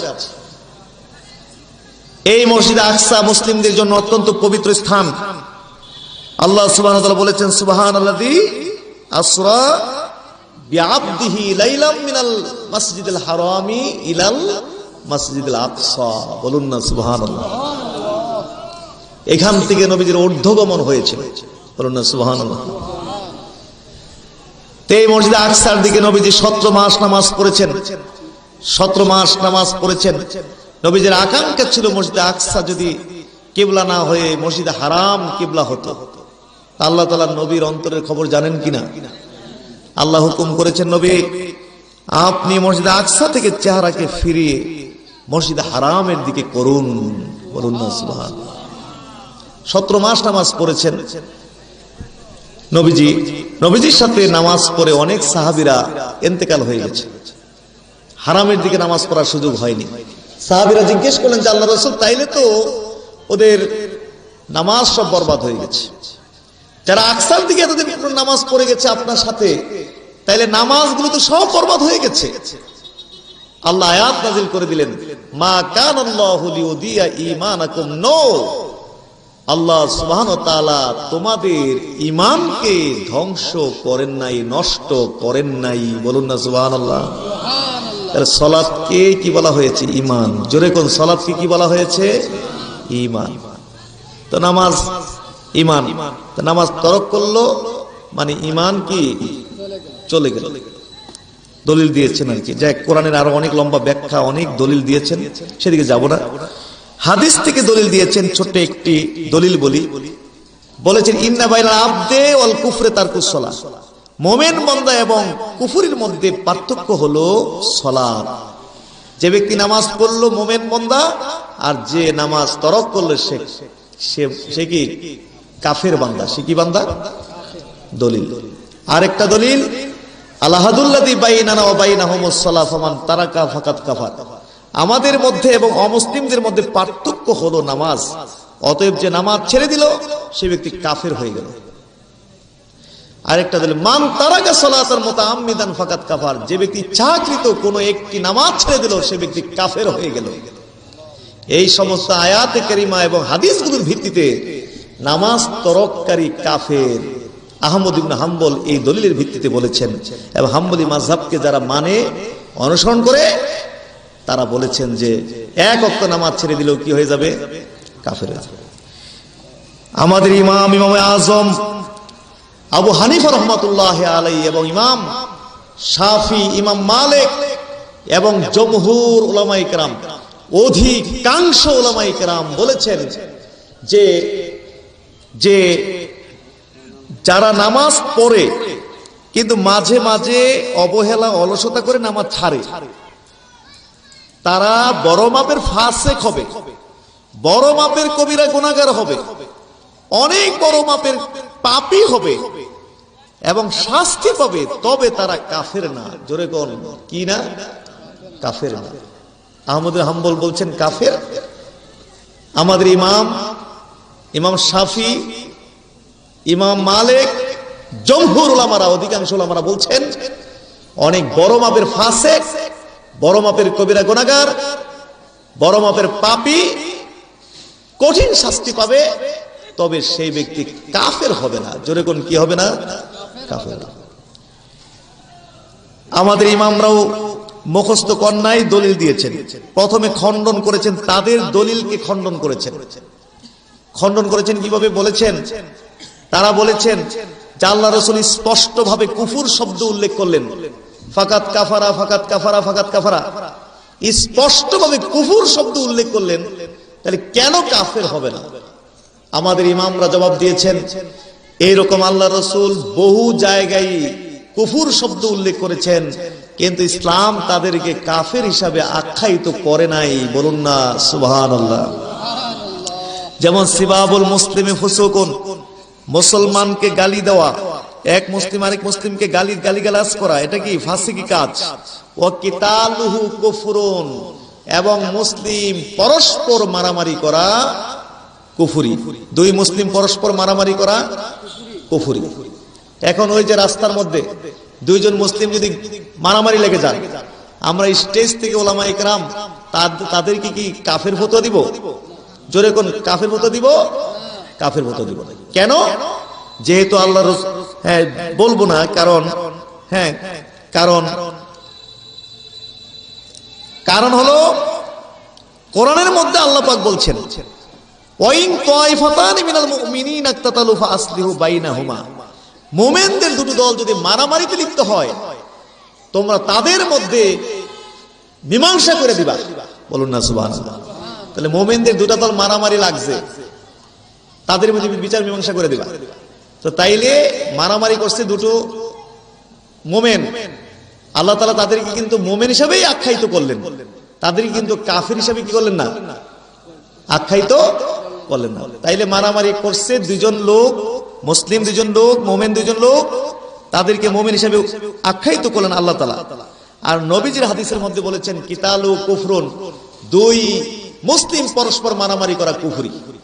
কোরআনে বলছেন মুমিন, নবী বলছেন কি কুফর। তাহলে সমস্যা কিনা, সমাধান কি? সমাধান বোঝা গেল তাইলে দুই ধরনের কুফরি আছে, কুফরি দুই প্রকার আছে। জোরে কোন কুফরি আছে কয়েক প্রকার, একটা বড় কুফরি আর একটা আল কুফরু দুন আল কুফর, ছোট কুফরি। বড় কুফরি করলে একজন মুসলিম মিল্লাত থেকে আউট হয়ে যায়, একদম আউট, ইহুদি খ্রিস্টান বৌদ্ধ হিন্দু যেরকম আউট হয়ে যায়। আরেকটি হলো ছোট কুফরি, যেই কুফরি করলে ফাসেক হয়, কবিরা গুনাহগার হয়, অনেক বড় পাপের শাস্তি পায়, ছোট কুফরি। হ্যাঁ ছোট কুফরি। তো আল্লাহ রাসূল যে কুফর শব্দগুলো বলেছেন, এর দ্বারা আল্লাহ রাসূল বড় কুফরিকে উদ্দেশ্য করেন নাই, বরং এর দ্বারা আল্লাহ রাসূল ছোট কুফরিকে উদ্দেশ্য করেছেন। বলুন না সুবহানাল্লাহ। সুতরাং কাফের হবে না। জোরে কোন আলহামদুলিল্লাহ। তো এখন এটা হলো ইমামদের কাজ। এই যে আজকে ইমাম এই শব্দটাকে ধ্বংস করার জন্য, মাযহাব শব্দকে ধ্বংস করার জন্য, পীর এই শব্দগুলোকে ধ্বংস করার জন্য বাংলাদেশে অনেক বড় প্রজেক্ট নিয়ে একদল লোক নামছে। আমার মনে হয় ইসরায়েল ফিলিস্তিনিদের উপরে এত পরিমাণে ক্ষেপণাস্ত্র নিক্ষেপ করছে না, বাংলাদেশের এই সমস্ত প্রজেক্ট নিয়ে যারা নেমেছে তারা এই শব্দগুলোর উপরে যেই পরিমাণ ক্ষেপণাস্ত্র নিক্ষেপ করছে, যাতে ইমাম শব্দ শুনলেই মানুষ থুতু দেয়, মাযহাব শব্দটা শুনলেই যেন মানুষ পেশাব পায়খানার মতো ঘৃণা করে, পীর শব্দ শুনলেই যেন মানুষ পেশাব পায়খানার মতো ঘৃণা করে। এই শব্দগুলোর প্রতি ঘৃণা সৃষ্টি করার জন্য এই দেশে এক ঝাঁক লোক জান জীবন দিয়ে প্রচেষ্টা করে যাচ্ছে। অথচ ইমাম হলো আল্লাহর নিয়ামত। বলুন না সুবহানাল্লাহ। ইমাম হলো আল্লাহর নিয়ামত। ইমামদের কাজটা কি? এইটাই ইমামদের কাজ। এই যে কোরআনের আয়াত, হাদিসের মধ্যে ইখতিলাফ, হাদিসের মধ্যে বিপরীত বক্তব্য, বা এই যে অস্পষ্টতা, কিছু নির্দেশ স্পষ্ট, কিছু নির্দেশ অস্পষ্ট, এই যে অন্ধকার বা অস্পষ্ট জায়গা, এই জায়গাগুলো নিয়ে গবেষণা করা হলো ইমামদের কাজ। বলুন না সুবহানাল্লাহ।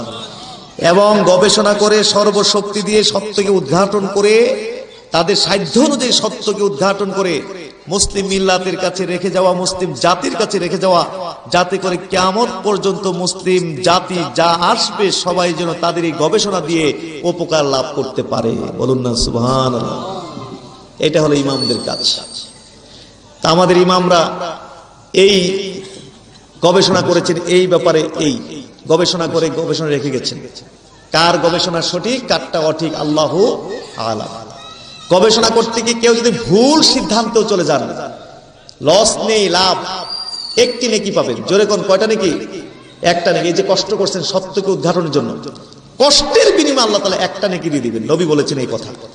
আর যদি সঠিক সিদ্ধান্তে গিয়ে পৌঁছতে পারেন তাহলে নেকি দিবেন ডবল, দুটো। জোরে কোন নেকি পাবে কয়টা? দুটা।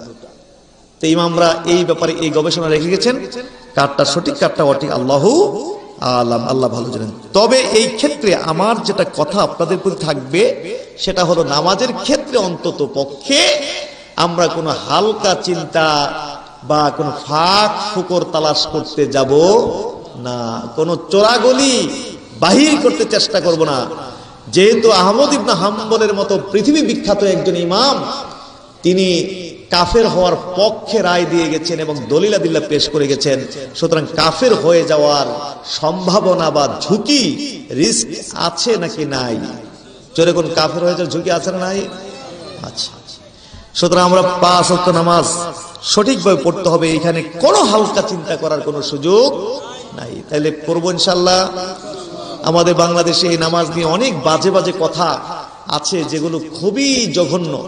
অনেকে বলে যে নামাজই যদি পড়তে হয় তাহলে আর পীরের কাছে মুরিদ হয়ে লাভ কি? এরম লোক আছে কি নাই? আমরা এই লোকই, আমরা কি ওই তরিকাল বা এই কোম্পানি ফ্যাক্টরির লোক নাকি আমরা? এরম বলে যে পানির নিচে বাতি জ্বলে ঝড় তুফানে নিবে না, আমার কাছে মুরিদ হইলে নামাজ রোজা লাগে না। আমরা লাগি কিনা? পীরের নামাজ লাগবে নাকি লাগবে না? মুরিদের নামাজ, পীরের নামাজ মুরিদ পড়লে হবে? মুরিদের নামাজ পীরে পড়লে হবে? তাইলে তো আমার লেগে না সবচেয়ে ভালো হইতো। যেই মুরিদ আছিল আমার, নামাজ পড়াইয়া টাল দিয়া রেখে দিলাম, বলে নামাজের টাল, আমার আর কোনো চিন্তা আছে? বলুন পীরের নামাজ লাগবে কিনা? মুরিদের নামাজ 5 ওয়াক্ত নামাজ পড়ব, বলুন আমিন। আলেম ওলামা পীর মাশায়েখদেরকে অনুরোধ করব, বর্তমানে যদিও নামাজ এই বিষয়টা একেবারে কমন বিষয়, কিন্তু বর্তমানে কমন হলেও খুবই প্রয়োজনীয় হয়ে গেছে। আলেম ওলামাদেরকে বলবো এই বিষয়ে বেশি বেশি করে ওয়াজ নসিহত করতে, কারণ বর্তমানে নামাজের উপরে ঝড় তুফান শুরু হয়েছে বাংলাদেশে। কি বলেন, ঠিক না? গত রাত্রে ঝড় তুফান গেছে না? এই রকম ঝড় তুফান, টর্নেডো নামাজের উপরে শুরু হয়েছে বাংলাদেশে। বাংলাদেশে এক ঝাঁক লোক প্রচার করে বেড়াচ্ছে বাংলাদেশের কোন মানুষের নামাজ হয় না, কারণ এই দেশের মানুষরা আবু হানিফার তরিকায় নামাজ পড়ে, নবীজির তরিকায় নামাজ পড়ে না, রাসূলুল্লাহর তরিকায় নামাজ পড়ে না। জোরে কোন নাউজুবিল্লাহ। কি বলে বেড়াচ্ছে? যে বাংলাদেশের কারো নামাজ হয় না, কারণ এই দেশের মানুষগুলো নবীজির তরিকায় নামাজ পড়ে না, রাসূলুল্লাহর তরিকায় নামাজ পড়ে না। এই দেশের মানুষগুলো আবু হানিফার তরিকায় নামাজ পড়ে। কিছু কইবেন কিনা? এত আস্তে, সবাই অনেক জোরে কোন। অথচ তাকবীরে তাহরিমা হতে শুরু করে সালাম ফিরান পর্যন্ত, তাকবীরে তাহরিমা থেকে সালাম ফিরান পর্যন্ত প্রতিটি আফাল ও আকওয়াল আমরা আমাদের নবীর তরিকায় করছি। বলুন আলহামদুলিল্লাহ। কার তরিকায় করছি? নবীর তরিকায়।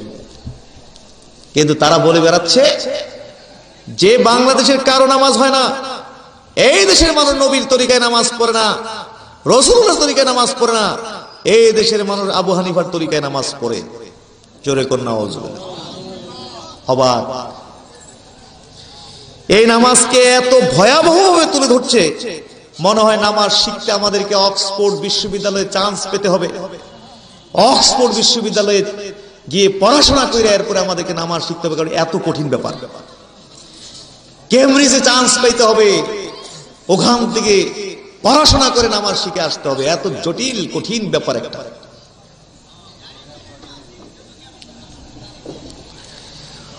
এই ধরনের ভাবসাব এমন ভাবে বলে বেড়াচ্ছে।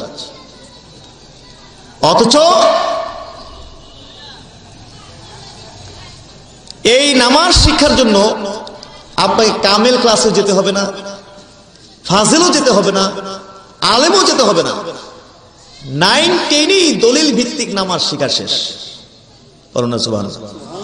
মক্তবে তো আমরা মক্তবের হুজুরদের কাছে প্র্যাকটিক্যাল নামাজ তো পড়ে শিখেই ফেলেছিলাম। কি বলেন, ঠিক কিনা? মক্তবের হুজুরদের কাছে প্র্যাকটিক্যাল কিভাবে নামাজ পড়তে হয়, প্র্যাকটিক্যাল নামাজ শিখে ফেলেছি। আর দলিল ভিত্তিক নামাজ শিক্ষার জন্য কামেলও যেতে হবে না, ফাজিলও না, আলেমও না, 9-10 দলিল ভিত্তিক নামাজ শিক্ষা শেষ। বলুন না সুবহানাল্লাহ। একটা হাদিসের মধ্যেই তো প্রায় নামাজটা চলে আসছে, একটা হাদিসের মধ্যে নামাজটা চলে আসছে। আর যেই আফাল আকওয়াল গুলো আসেনি, এগুলো অন্য হাদিস থেকে সংগ্রহ করে নিতে হবে। আর এই হাদিসটির মধ্যে যদি এমন কোন আমল থাকে যার বিপরীত কোন হাদিস নবী থেকে পাওয়া গেছে, তাহলে এই হাদিস থেকে আমলটা বাদ হয়ে যাবে। এইটাই নামাজটা, এটাই কি? আর এইটাকে এমন ভয়াবহভাবে তুলে ধরছে মনে হয় তারা বিশাল পণ্ডিত, মহা কিছু।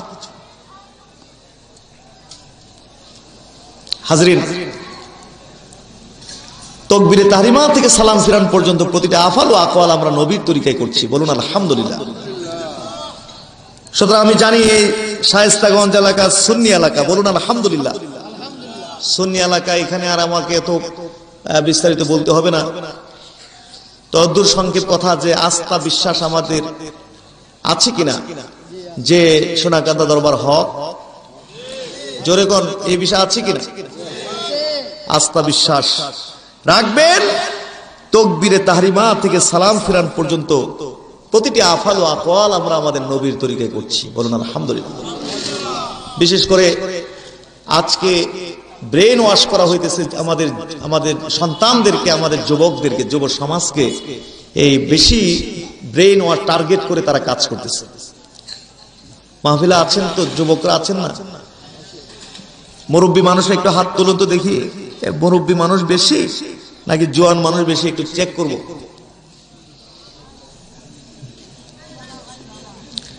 কেউ চিন্তা করতেছেন যে কি আমি কি মুরব্বী না জোয়ান? আল্লাহ জানে, কোনটা জানি আমি। কি আপনিও মুরব্বী? জোয়ান মানুষ হাত তুলে বই রয়েছে। ঠিক আছে, হাত নামান। এইবার হাত তোলেন, যুবক যারা আছেন হাত তোলেন, বলুন আলহামদুলিল্লাহ। রাখুন, সময় কম, রাখুন। আচ্ছা শোন, মাশাআল্লাহ। তো বিশেষ করে যুবকরাই টার্গেট, তাদেরও টার্গেট আর আমাদেরও তো টার্গেট করতে হবে, কি বলেন ঠিক কিনা? মুরব্বী টুরব্বী এখন আর আমাদের দরকার নাই। এই মুরব্বী দিয়ে কি করবো? মুরব্বী তো ওয়াজ শুনতে শুনতে শুনতে শুনতে সব পাকা পোক্ত হয়ে রয়েছে, তাদের এখন ওয়াজ না শুনলেও কোনো অসুবিধা নাই। এখন দরকার আমাদের জওয়ানদের, কি বলেন ঠিক কিনা?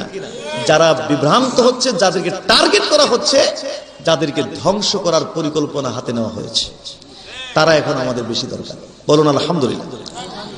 প্লিজ আপনাদেরকে বলছি, যুবকরা বিশেষ করে যারা ফেসবুক ইউটিউব থেকে দিন শিখতে পছন্দ করেন, আজকে এই ফেসবুক ইউটিউবের জন্য ওয়াজ মাহফিলে লোকজন হয় কম, কারণ সব তো ফেসবুক থেকে শিখে ফেলে, ইউটিউব থেকে শিখে ফেলতে চায়। এই জন্য ওয়াজ মাহফিলে এত ফেসবুক করেন না, ইউটিউব করেন না। এইটা হলো সুন্নত, অনলাইন সুন্নত না, অফলাইনটা সুন্নত, দিন শিখার, বলুন না সুবহানাল্লাহ। এই যে সিস্টেম, এটা নবীর সুন্নত। জিবরাইল আসছে না নবীর দিন শিখাইতে? আমাদেরকে দিন শিখাইতে আসছিলেন কিনা? এসে জিজ্ঞেস করছেন আখবিরনি আনিল ইসলাম, নবী বলুন ইসলাম কারে কয়? নবী বলছেন। জিজ্ঞেস করছেন আখবিরনি আনিল ঈমান, ঈমান কারে কয় বলুন। জিজ্ঞেস করছে আখবিরনি আনিল ইহসান, নবী বলুন ইহসান কারে কয়, তরিকত কারে কয়, বলুন না সুবহানাল্লাহ। নবী বলছেন। তো জিজ্ঞেস করছে, এরপরে জিজ্ঞেস করে চলে গেছেন একে সামনাসামনি নবীর, এই যে হাঁটু মুবারক, হাঁটু মুবারক, বলুন না সুবহানাল্লাহ। চলে গেছেন নবী, সাহাবীদের জিজ্ঞেস করছেন তোমরা চিনো এই লোকটাকে? চিনো? না তো, কখনো তো দেখি নাই। মুসলিমদের বাড়ি ঘর তো আশেপাশে ছিল, ইনি যদি এই এরিয়ার হতেন তাহলে তো আমরা চিনতাম, কিন্তু ওনাকে তো জীবনে কখনো দেখিনি। অথবা দূর থেকে আসলেও তো সফরের চিহ্ন থাকতো, কাপড় চোপড় ময়লা থাকতো, চুল এলোমেলো থাকতো, সফর করলে যে একটা হালত থাকতো, তার কিছুই তো দেখছি না। মনে যেন একেবারে মাত্র পরিপাটি বা একেবারে, এই লোক তো দেখি নাই কোনো সময়। আল্লাহ রাসূল বলছেন উনি হলেন জিবরিল, তোমাদেরকে দিন শিক্ষা দেওয়ার জন্য তিনি এসেছেন, বলুন না সুবহানাল্লাহ। এই সুন্নত তরিকা, এটা হলো কি সুন্নত। সুতরাং এত অনলাইন করেন না, কিছু অফলাইনে সুন্নত তরিকা দিন, এটার মধ্যে আলাদা তাসির আছে, বলুন না সুবহানাল্লাহ। হাজরিন, এই যুবকদেরকে বলছি প্লিজ, এই ফেসবুক ইউটিউবে বিভ্রান্ত করা হচ্ছে। 2, 3, 4, 5 মিনিটের বক্তব্য কেটে কেটে ছেড়ে দেওয়া হচ্ছে, আর এই সমস্ত বক্তব্যগুলো শুনে অনেকে বিভ্রান্ত হচ্ছে, বলুন নাউজুবিল্লাহ। তারা টেকনোলজিতে খুবই এক্সপার্ট, আমাদের পীর মাশায়েখরা এগুলো বুঝে না। এদের ইসলাম আনছে পীর মাশায়েখরা, এবং সরলতার সাথে এই দেশে দিন প্রচার করে গেছেন, যার জন্য এখনো পীর মাশায়েখদের উপরে সেই সরলতার তাসির রয়ে গেছে। বোঝে না, এসব বোঝে না।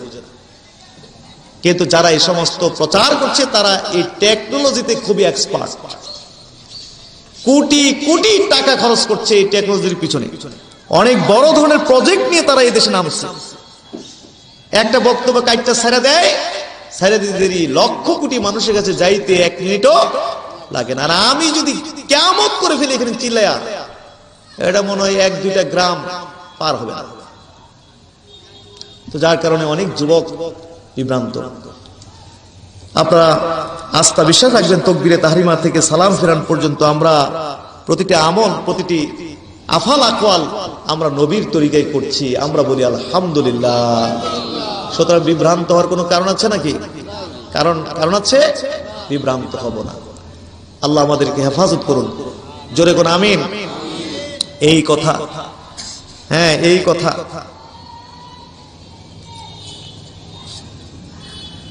আস্থা বিশ্বাস রাখবেন সোনাকান্দার উপরে। এটা সোনাকান্দা দরবার কোরআন সুন্নাহর দরবার নাকি? আপনার দাদা পীর কোরআন সুন্নাহর উপরে ছিলেন কিনা? কোরআন সুন্নাহ অনুযায়ী প্রচার করেছেন কিনা? পীর মুর্শিদ কেবলা কোরআন সুন্নাহর উপর ছিলেন কিনা? প্রচার করেছেন কিনা? এখন ইনশাআল্লাহ চলছে আবেগহীন ভাবে, আলহামদুলিল্লাহ।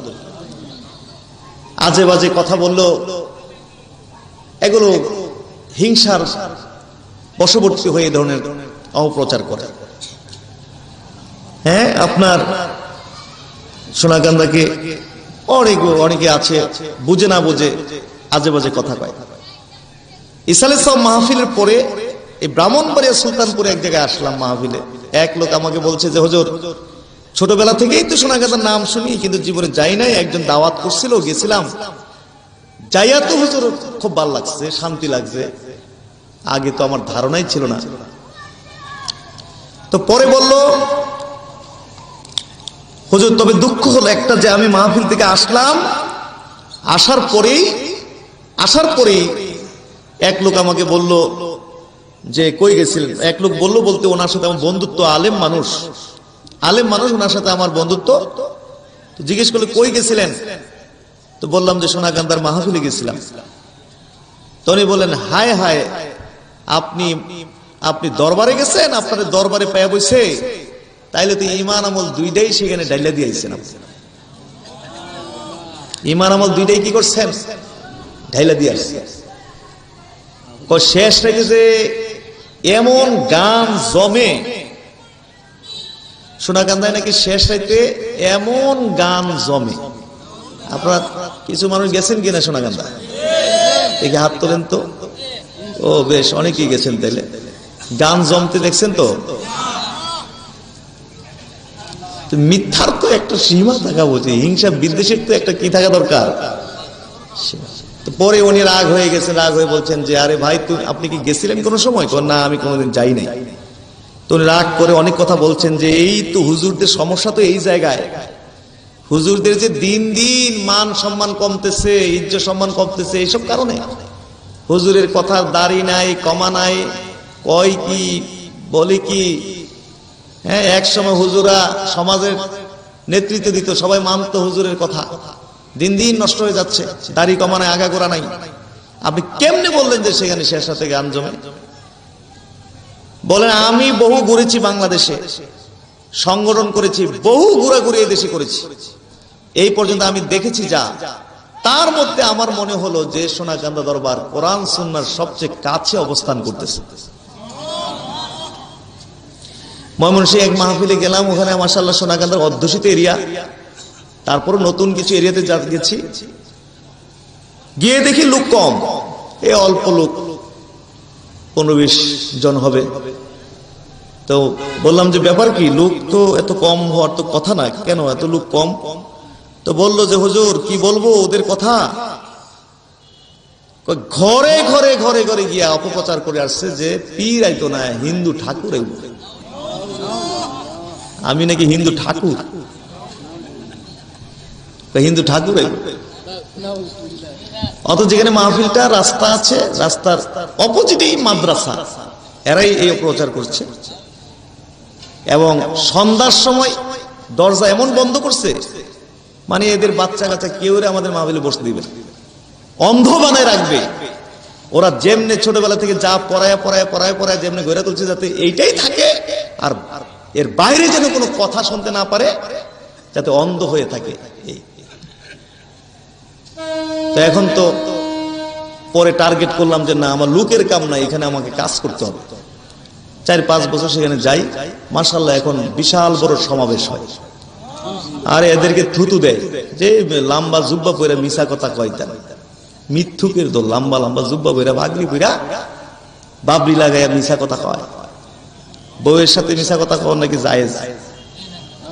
আপনার 500 টাকা দিয়ে শাড়ি কিনা আপনি কইবেন যে 2000 টাকা দিয়ে তোমার জন্য আনছি, তোমার লাগা এত কম দামে স্বামী শাড়ি কেমনে আনে, 2000 টাকা দিয়ে কিনা লই বুঝতে পারছি, মন খুশির জন্য বলতে পারে না। কিন্তু খবরদার যাতে ধরা না পড়ে, ধরা পড়লে কিন্তু 5000 টাকা দিয়ে কিনা যদি শাড়ি আনেন, কইব হ তুমি 500 টাকা দিয়ে আছো, আর জীবনে কোনোদিন কি করবো না। তো মিথ্যার একটা কুবল কিন্তু আছে, কি বলেন ঠিক কিনা? এরা যে মিথ্যা কথা বলছে, এখন ওদেরকে কেউ বিশ্বাস করে না। বলুন সকল আলহামদুলিল্লাহ। একটা সীমা থাকা দরকার। এই নি মুসলমান, এই নি আলেম, এই নি মুসলিম। আল্লাহ হেদায়েত করুক, বলুন আমিন। আস্থা বিষয় আছে না? সোনাকান্দার উপর আস্থা বিষয় আছে কিনা? আল্লাহর রহমতে এত ডানে বামে এত কথা বলার মানে শোনার প্রয়োজন মনে করি না। ইনশাআল্লাহ আস্থা বিশ্বাস রেখে আপনার সকলে চলতে থাকুন। ইনশাআল্লাহ আমরা কোরআন সুন্নাহর উপরে আছি। তাকবীরের তাহরিমাত থেকে সালাম ফিরান পর্যন্ত প্রতিটি আফাল ও আকওয়াল নবীর তরিকায় আমরা করছি, বলুন আলহামদুলিল্লাহ। হাজরিন, তবে যে ভুলগুলো আছে এগুলো সংশোধন করে নিয়েন। যেমন রুকু সেজদা এগুলো ঠিকঠাক করে দেই না, অনেক আছে কিনা? নামাজের মধ্যে তাড়াহুড়া করে অনেক লোক আছে কিনা? এ তাড়াহুড়া করা যাবে? রুকু সেজদা ঠিকভাবে দিতে হবে না? নবী যেমনি দিয়েছেন, সুম্মা ইয়ারকাউ ওয়া ইয়াদাউ রাহাতাইহি আলা রুকবাতাইহি, বলুন সুবহানাল্লাহ। সুম্মা ইয়ারকাউ, অতঃপর নবীজি রুকু দিতেন। ইয়ারকাউ কি দিতেন? রুকু দিতেন। ওয়া ইয়াদাউ রাহাতাইহি আলা রুকবাতাইহি, এবং রাখতেন। ওয়া ইয়াদাউ রাখতেন, রাহাতাইহি উভয় হাতকে, হ্যাঁ, আলা রুকবাতাই দুই হাঁটুর উপরে। কেমন রাখতেন? উভয় হাতকে উভয় হাঁটুর উপরে কি করতেন? রাখতেন। কাবিদুন আলাইহা, এবং শক্ত করে হাঁটুকে ধরতেন, বলুন না সুবহানাল্লাহ। সুম্মা ইয়াতাদিলু, এরপর সোজা হয়ে থাকতেন। ফালা ইউকনি রাসাহু ফালা ইউসাব্বি রাসাহু ওয়ালা ইউকনি, মাথাকে উঁচুও করতেন না, মাথাকে নিচুও করতেন না, পিঠ এবং মাথা সোজা করে রাখতেন। এটারে বলা হয় কি? রুকু। জোরে কোন এটা কি বলা হয়? রুকু। এই রুকুর মধ্যে কিছু পড়তেন না কি পড়তেন না? সুবহান রাব্বিয়াল আযীম কয়বার? 3 বার 5 বার, হ্যাঁ পড়েন। তো তবে এখানে ওলামায়ে কেরাম বলেছেন যে, এবং নবীজির হাদিস আসছে যে এখানে ওই যে মানে ব্যস্ত মানুষের দিকে লক্ষ্য রেখে নামাজ পড়তে হবে, বৃদ্ধ, হ্যাঁ, তারপরে বাচ্চা, এদের দিকে লক্ষ্য করে নামাজ পড়তে হবে। আর নফল নামাজের মধ্যে আপনি যতবার ইচ্ছা পড়েন, লম্বা লম্বা রুকু দেন, সেজদা দেন না, 50, 100, 200 বার পড়েন আপনি রুকুর মধ্যে নফলে, বলুন না সুবহানাল্লাহ। এই যে সানাও তো পড়ি আমরা, আল্লাহু আকবার বলে সুবহানাকা আল্লাহুম্মা বিহামদিকা ওয়া তাবারাকা ইসমুকা ওয়া তাআলা জাদ্দুকা ওয়া লা ইলাহা গায়রুক। এছাড়াও তো আরো সানা আছে কিনা? হ্যাঁ, আল্লাহুম্মা বাঈদ বাইনি ওয়া বাইনা খাতায়া, এরকম আছে কিনা? আরো বড় বড় সানা আছে। তো ওলামায়ে কেরাম বলেছেন এগুলো ফরজ নামাজে না পড়ে নফল নামাজে পড়লে ভালো। কারণ ফরজ নামাজে এত বড় সানা যদি আপনি পড়েন যে 7 মিনিট 8 মিনিট লাগবে, আল্লাহু আকবার বলে 7-8 মিনিট চুপ করে বসে থাকেন, তো মানুষে তো কইবে যে ইমাম সাহেব দাঁড়ায় এই ঘুমাই গেল বা নিকো, কি বলেন, এই কথা বলবে কিনা? হ্যাঁ, তো সুতরাং নফল নামাজ আপনি বড় বড় সানা পড়েন। তো এই সমস্ত তথ্যগুলো যে দেয় ওরা, দিলে আমাদের লোকেরা মনে করে ওরে বাপরে, এই মাত্র আসমান থেকে ওনার উপর নাজিল হইতেছে, অনেক বড় পণ্ডিত। আরে তো এইগুলো তো রয়ে গেছে, এগুলো তো কোনো বিষয়ই না, পণ্ডিতের তো কোনো কারণ না। যাই হোক ইনশাআল্লাহ, তাহলে এই যে হ্যাঁ রুকুর মধ্যে এইভাবে করতে হবে, তারপর সেজদার মধ্যে উভয় মানে হাতকে উভয় পার্শ্ব থেকে পৃথক রাখতে হবে, হ্যাঁ, ইত্যাদি ইত্যাদি। আছে কি নাই? এইভাবে ইনশাআল্লাহ আমরা এই ত্রুটিগুলো যেগুলো আছে এগুলো সংশোধন করে নিব, এইভাবে আমরা নামাজটা পড়বো। তাহলে শেষ কথা হলো 5 ওয়াক্ত নামাজ আমরা পড়বো, শেষবার মতো হাত তুলি, বলুন আমিন।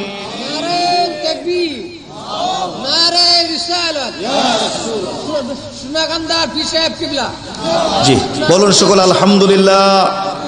আল্লাহ আমাদেরকে 5 ওয়াক্ত নামাজ পড়ার তৌফিক দিন, বলুন আমিন। ওয়াজিফা ওয়াজায়েফ যেগুলো দেওয়া আছে এগুলো আদায় করবেন, আয়াতুল কুরসি পড়বেন, 5 ওয়াক্ত নামাজের পরে আয়াতুল কুরসি আছে কিনা? আছে, এগুলো পড়বেন।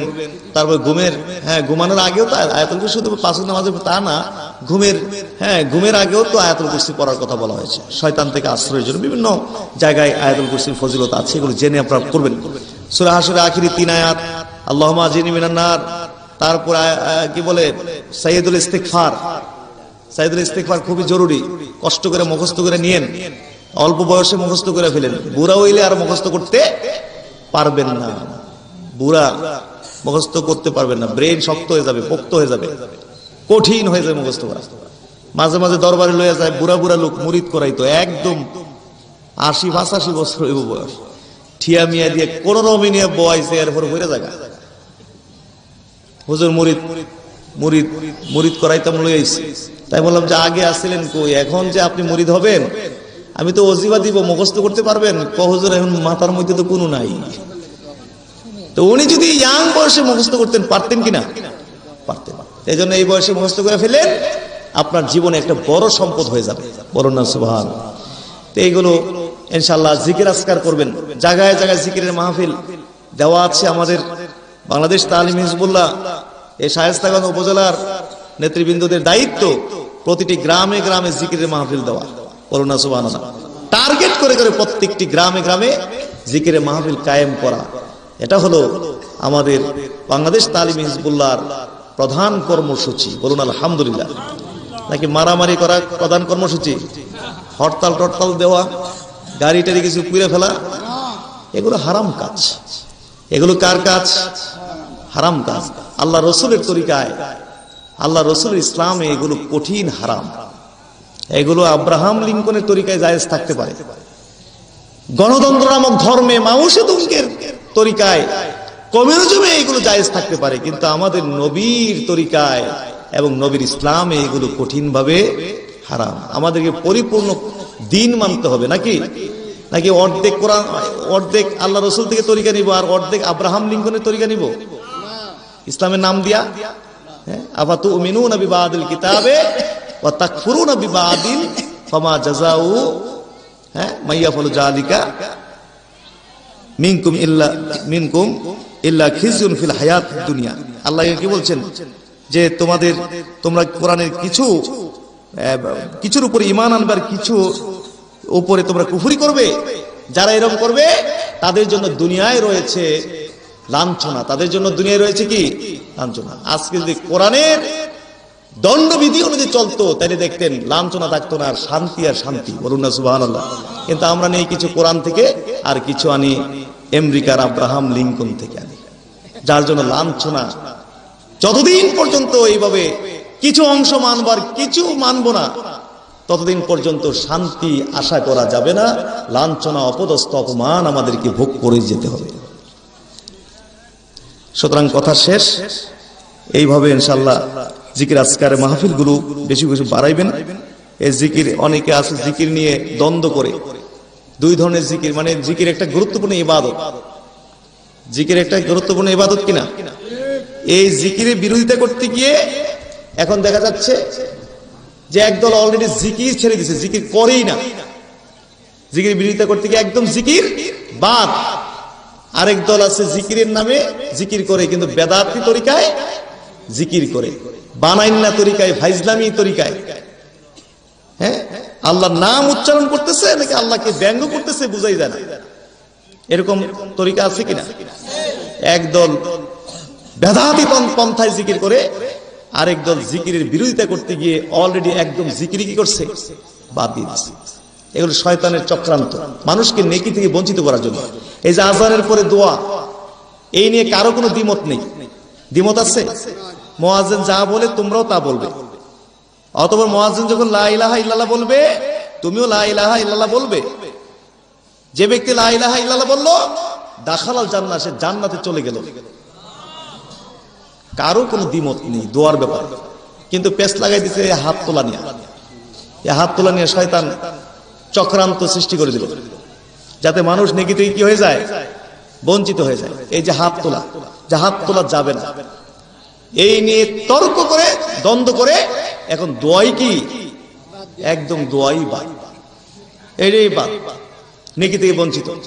আপনাদের সিলেটে নাকি দললিন আর জললিন নিয়া বিরাট ঝগড়া নাকি, একদল দললিন আরেক দল কি জললিন। যুক্তিবাদী যার কথা কইছিলাম ওনার থেকে শুনছিলাম আর সিলেটে ঝগড়া লাগছে দললিন আর জললিন, লাঠি ধরছে মাথার উপরে, বল তুই কি দললিন না জললিন, কোন দলের লোক? মাফ সাহেব তো নামাজ হইবই না। এখন এই হাত তোলা লইয়া ঝগড়া লাগিয়া ওই দোয়াই তো করি না, এই দোয়া থেকে বঞ্চিত হয়ে যাচ্ছে। অথচ কত বড় নেকি বলুন না সুবহানাল্লাহ। মুয়াজ্জিন যা বলে তুমি তা বলবে, মুয়াজ্জিন যখন লা ইলাহা ইল্লাল্লাহ বলে তুমিও লা ইলাহা ইল্লাল্লাহ বলবে। যে ব্যক্তি লা ইলাহা ইল্লাল্লাহ বললো দাখালাল জান্নাহ, সে জান্নাতে প্রবেশ করলো। দেখছেন শয়তান যে কত টেকনিক করে যে আমাদের থেকে নেকি থেকে বঞ্চিত করছে। তো সুতরাং এই জিকির আজকারের ব্যবস্থা করে দিবেন, এগুলো আপনারা করবে, এটা হলো আমাদের প্রধান কর্মসূচি। আল্লাহ তাআলা যেন আমাদেরকে এইভাবে 5 ওয়াক্ত নামাজ বেশি বেশি করে করার তৌফিক দান করেন, 5 ওয়াক্ত নামাজ সঠিকভাবে পড়ার তৌফিক দান করেন, বলুন আমিন। আয়াতটা পড়ছিলাম, অনুবাদটা করে শেষ। ওয়াল্লাযীনা হুম আলা সালাওয়াতিহিম হাফিজুন, যারা নামাজের হেফাজত করবে, উলাইকা হুমুল ওয়ারিসুন, তারা উত্তরসূরি হবে। আল্লাযীনা ইয়ারিসুনাল ফিরদাউস, তারা কিসের উত্তরসূরি হবে? তারা ফেরদাউসের উত্তরসূরি হবে। হুম ফিহা খালিদুন, তারা ফেরদাউসের মধ্যে চিরদিন থাকবে। আরো জোরে থাকতে চাই কিনা ফেরদাউসে? তার নামাজের হেফাজত করতে হবে। নামাজের হেফাজত মানে কি? সময় মতো নামাজ পড়া, জামাতে নামাজ পড়া, খুশু খুদু রুকু সাজদা ইত্যাদি যেভাবে আছে যেটা সুন্দরভাবে এইভাবে নামাজ পড়া, এটাকে নামাজের হেফাজত বলা হয়েছে। যদি নামাজ হেফাজত করতে পারি জান্নাতুল ফেরদাউসে থাকতে পারবো এবং সেখানে চিরদিন থাকবো আমরা। বলুন আল্লাহুম্মা আমিন। আমাকে আপনাদের সকলকে 5 ওয়াক্ত নামাজ সঠিকভাবে পড়ার তৌফিক দেন, বলুন আমিন। খুব সহজভাবে জান্নাতে যাওয়ার রাস্তা হইল নামাজ। নামাজ হিসাবটা সঠিকভাবে দিয়ে দিতে পারলে বাকি আমলের হিসাব সহজ হয়ে যাবে। আর নামাজের হিসাবটা তো প্রথম নেওয়া হবে, এটার মধ্যে যদি আপনি হোঁচট খেয়ে যান বাকি আমল হিসাব দিতে অনেক কঠিন হয়ে যাবে। সহজে যদি জান্নাতে যেতে চাই তাহলে নামাজটা ঠিক করে ফেলতে হবে। রাজি আছে ইনশাআল্লাহ? যত কষ্ট হোক আল্লাহ আমাদের সকলকে তৌফিক দেন। 2 মিনিট মাত্র জিকির করব, তারপর দোয়া। কয়টা বাজে? 12টার উপরে। আমি ভাবছি যে হয়তো 11:30 বাজে গেছে, 12টার উপরে। যাই হোক ইনশাআল্লাহ শুধু কলমা শরীফের জিকিরটা পড়বো, তাই ঠিক আছে না? চোখ বন্ধ করে আমি আমার কালবের দিকে মতওয়াজ্জি আছি। আমার কলব জনাব পীর সাহেব কোলার কাল করেছিল আল্লাহ তাআলার আরশ মোল্লার দিকে মতওয়াজ্জি আছে। আল্লাহ তাআলা আরশ মোল্লা হইতে চিশতিয়া তরিকা নিসবত নফিসবাত জিকিরে ফায়দা আমার কলবে আরশ, আমার কলব মহব্বতের সহিত নফিসবাতের জিকির করো। ইয়া আল্লাহ ইয়া আল্লাহ। একবার শুনে মহব্বতে বিসমিল্লাহির রহমানির রহিম। লা ইলাহা ইল্লাল্লাহ, লা ইলাহা ইল্লাল্লাহ, লা ইলাহা ইল্লাল্লাহ, লা ইলাহা ইল্লাল্লাহ, লা ইলাহা ইল্লাল্লাহ, লা ইলাহা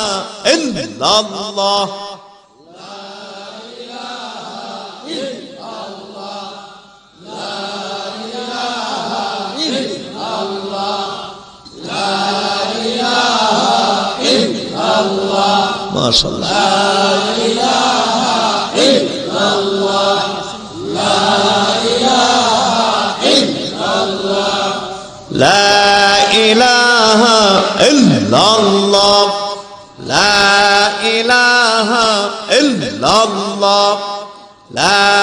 ইলাহা ইল্লাল্লাহ,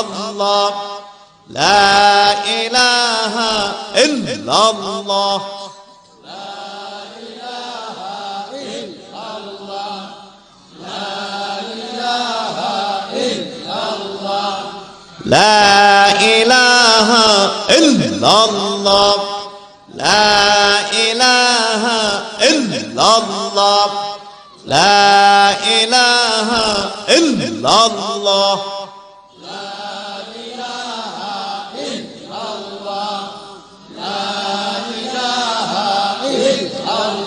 لا إله إلا الله মুহাম্মাদুর রাসূলুল্লাহ সাল্লাল্লাহু আলাইহি ওয়াসাল্লাম সাল্লাল্লাহু আলা মুহাম্মাদ সাল্লাল্লাহু আলাইহি সাল্লাল্লাহু আলা মুহাম্মাদ সাল্লাল্লাহু আলাইহি।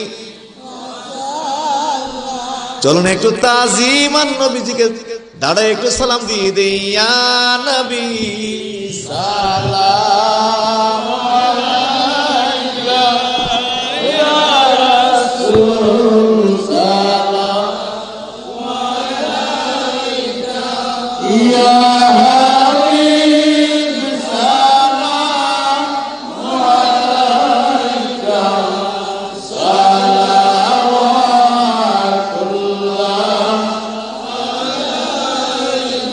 दीदारे रौदा की तमन्ना दिल में है यही तराना, और कैसे मदीना जाना बिल्कुल है दिले दीवाना। या नबी सलाम अलैका, या रसूल सलाम अलैका, या हबीब सलाम अलैका, सलावतुल्लाह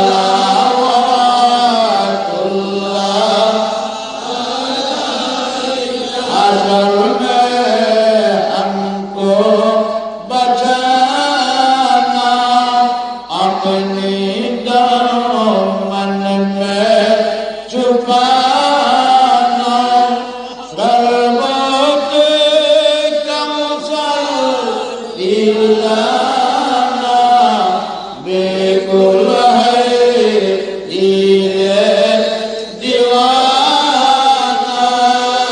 या नबी सलाम अलैका, या रसूल सलाम अलैका, या हबीब सलाम अलैका, सलावतुल्लाह। या रब्बी सल्लि व सल्लिम दाइमन अबदा अला नबीका खैरुल कुल्लिहिम, बेजाए रब हमारा दुरूद व सलाम, बरगुज़ीदा नबी पर अपनी मुदाम। बलगल्लाह बिकमालिही कशफत दुजा बिजमालिही, हसनत जमीउ खिसालिही, सल्लु अलैहि। बलगल उला बिकमालिही कशफत दुजा बिजमालिही, हसनत जमीउ खिसालिही, सल्लु अलैहि। दा इलल्लाहि वल मुस्तमसिकून बिही, मुस्तमसिकून बिहब्लि गैरि मुनफसिमी। बलगल उला बिकमालिही कशफत दुजा बिजमालिही, हसनत जमीउ सल्लु अलैहि। अल्लाहुम्मा सल्ली व सल्लिम व बारिक अलैहि। সবাই বলুন আলহামদুলিল্লাহ। এখন ইনশাআল্লাহ আমরা তওবা করব এবং আপনাদেরকে বায়াত করানো হবে। তওবা এবং বায়াত দুটো একসাথে করানো হবে। আমি যা বলবো আমার সঙ্গে আপনারা বলবেন, এবং পর্দার আড়ালে যে সমস্ত মা মহিলারা আছেন, বাসাবাড়িতে যে সমস্ত মা মহিলারা আছেন, আপনারা সেখান থেকে তওবা এবং মুরিদের নিয়ত করে সকলেই আমার সঙ্গে বলুন আউযু বিল্লাহি মিনাশ শাইতানির রাজিম, বিসমিল্লাহির রহমানির রহিম। আস্তাগফিরুল্লাহ রব্বি মিন কুল্লি যামবি ওয়া আতুবু ইলাইহি লা হাওলা ওয়ালা কুওয়াতা ইল্লা বিল্লাহিল আলিয়্যিল আযীম। ইয়া আল্লাহ, জানা ওয়াজানা, ইচ্ছায় অনিচ্ছায়, কবিরা সগীরা, এই জীবনে যত গুনাহ করিয়াছি সমস্ত গুনাহ হইতে তওবা করিলাম, আর গুনাহ করব না। ইয়া আল্লাহ, আমি বায়াত হইতেছি অপর হাত খলিফা মাওলানা আবু বকর মুহাম্মদ শামসুল হুদা পীর সাহেব রহমাতুল্লাহি আলাইহিকে 20 তরিকায় কাদরিয়া, চিশতিয়া, নকশবন্দিয়া, মুজাদ্দিদিয়া और मुहम्मदिया के आमीन या रब्बल आलमीन। ला इलाहा इल्लल्लाहु मुहम्मदुर रसूलुल्लाह सल्लल्लाहु अलैहि वसल्लम। সোনাকান্দার মাহফিল 14-15 ফাল্গুন এবং 27-28 ফেব্রুয়ারি। এই মাহফিল আমার নাকি আমাদের? বলুন, আমার নাকি আমাদের? আপনাদের দাদা পীর আলহাজ আল হাফেজ ওনা আব্দুর রহমান হানফি রহমাতুল্লাহ আমার মাহফিল বলতেন না, কি বলতেন? আমাদের। আমাদের পীর মুর্শিদ কিবলা আব্বা হুজুর রহমাতুল্লাহ আমার মাহফিল বলতেন না, কি বলতেন? আমাদের মাহফিল। সারা বাংলাদেশ থেকে যদি আসতে পারে, হ্যাঁ, কষ্ট করে, সেই কি বলে আপনাদের সিলেট সুনামগঞ্জ থেকে, তারপরে ময়মনসিংহ, নেত্রকোনা, ঠাকুরগাঁ, দিনাজপুর, রাজশাহী, চিটাগাং, সারা বাংলাদেশ থেকে যদি আসতে পারে, সোনাকান্দা কষ্ট করে, এই শায়েস্তাগঞ্জের মানুষ সোনাকান্দা যেতে পারে না? ঠাকুরগাঁ থেকে সোনাকান্দা যদ্দূর, এই শায়েস্তাগঞ্জ থেকে তো সোনাকান্দা মনে অদ্দূরই, একটু মনে কম নাকি? আজকেও কে বললো জানে হাইটটা নাকি যাইতো এইখান থেকে, কেমনে গেছে রাস্তা বিচারে ভাইছে, কেমনে আল্লাহ জানে, কই যাতাম না। বলুন না সুবহানাল্লাহ। আগের মানুষের কত লোভ ছিল, নেশা ছিল, একটা সবকের জন্য কত দূরে পায়ে হাইটটা চলে গেছে। বলুন না সুবহানাল্লাহ। একটা আমলের জন্য কত দূরে চলে গেছে, আর এখন ঘরে গিয়েও মনে হয় যেন মানুষের কোনো তাসির সৃষ্টি করা যায় না। তো যাই হোক, আমি দাওয়াত দিয়ে গেলাম, ইনশাআল্লাহ সকলে চলে আসবে। বছরে একবার সোনাকান্দা যাওয়াটা কি কষ্টের কথা না আনন্দের কথা? যত কষ্টই হোক ইনশাআল্লাহ আপনারা চলে আসবেন, দাওয়াত দিয়ে গেলাম। হাত তোলেন, সকলে হাত তোলেন ইনশাআল্লাহ। বলুন সকল আল্লাহুম্মা আমিন। এই কথা ইনশাআল্লাহ আজকে আমরা যথেষ্ট নেকি অর্জন করেছি আলহামদুলিল্লাহ। আমাদের অ্যাকাউন্টটা আজকে আখিরাতে যে অ্যাকাউন্ট, সে অ্যাকাউন্টে পর্যাপ্ত পরিমাণে ব্যালেন্স জমা হয়ে গেছে। আমরা খুশি নাকি বেজার? এইভাবে প্রত্যেক, এভাবে সর্বক্ষণ নেশা যেন থাকে, লোভ থাকে, কিভাবে একটু নেকি নেওয়া যায়, এই নেশার টেন্ডেন্সিটা থাকতে হবে বিভিন্নভাবে। একজন একটু পানি দিলেন, এটা তো আমরা নেকি পেয়ে গেছি। বলুন না সুবহানাল্লাহ। একজন যে কোনো একটা হেল্প, একটা কথা দিয়ে হেল্প করলো, একটা রাস্তা দেখাই দিলেন, নেকি পেয়ে গেছে। অনেকে আছে গায়ে লাগায় না, রাস্তাঘাট জিজ্ঞেস করলে হুনেই না, রে কইতেছে না কারি কইতেছে, শোনে না। হ্যাঁ, আপনি যদি খালি বলে দেন, যদি বলে যে আমি শহরে যাব কোন দিক দিয়ে, বলে এই দিক দিয়ে যাবেন, এই বলতে দেরি আপনার অ্যাকাউন্টে ব্যালেন্স জমা হইতে দেরি নাই। বলুন, এক গ্লাস পানি দিলেন, ব্যালেন্স পেয়ে গেলেন। বলুন না সুবহানাল্লাহ। হ্যাঁ, মেহমানদারি করা দরকার আছে না? অনেক মেহমানদারি ডরায়, হ্যাঁ, কয় মেহমানের যন্ত্রণায় মনে হয় যে দেশ ছেড়ে দেয়, এরকম আছে কিনা? আবার বরকত নাই, বরকত থাকবে কেমনে? বরকতে যে আমলগুলো আছে এগুলো তো করি না, খালি বরকতের পাগল। মেহমানের যন্ত্রণায় দেশ ছেড়ে দিতে মন চায়। মেহমান এক গ্লাস পানি দিয়ে তো মেহমানদারি করণ যায়, একটা বিস্কুট দিয়েও কি মেহমানদারি করা যায়। আমাদের দেশে এগুলো কঠিন হয়ে গেছে, মনে করে 20 রকমের আইটেম না করলে মেহমানদারি হয় না। আর মেহমানও মনে করে যে এত কম আইটেম দিয়ে মেহমানদারি করলো, দুইটাই তো ঠিক না। কি বলেন, ঠিক কিনা? নেকি নেওয়াটা খুব সহজ করে ফেলতে হবে, কি বলেন, ঠিক আছে কিনা? হ্যাঁ, নেকিটা খুব সহজ করে নিতে হবে। বোন বাইক না এসে বেড়াইবো, খাইবো, পইরা থাকবো, আপনি খুশি হইবেন। মাশাআল্লাহ, দেখবেন যে খালি নেকি পাইতে, বরকত পাইতে থাকবে। এমনি আমার অনেক সময় অনেক ফ্যামিলিতে মেহমানদারি চলে, বিরক্ত, মানে এত বরকত, বরকতের ঠেলায় বিরক্ত হয়ে যেতেছে, এত দরকার কি, বলুন না সুবহানাল্লাহ। এই যে বরকতের যে আমলগুলো আছে এইগুলোর ধারে কাছে নাই, খালি বরকত নাই, বরকত নাই, খালি বরকতের লেগে পাগল, কিন্তু বরকতের কাম করতে পাগল না। এরকম লোক আছে কিনা? ঠিক আছে, ইনশাআল্লাহ এই কথা থাকলো।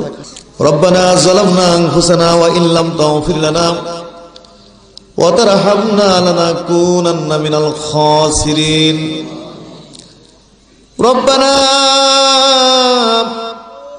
আতিনা ফিদ দুনিয়া হাসানাতাও ওয়া ফিল আখিরাতি হাসানাতাও ওয়া কিনা আযাবান নার ওয়া আদখিলনাল জান্নাতা মা'আল আবরার ইয়া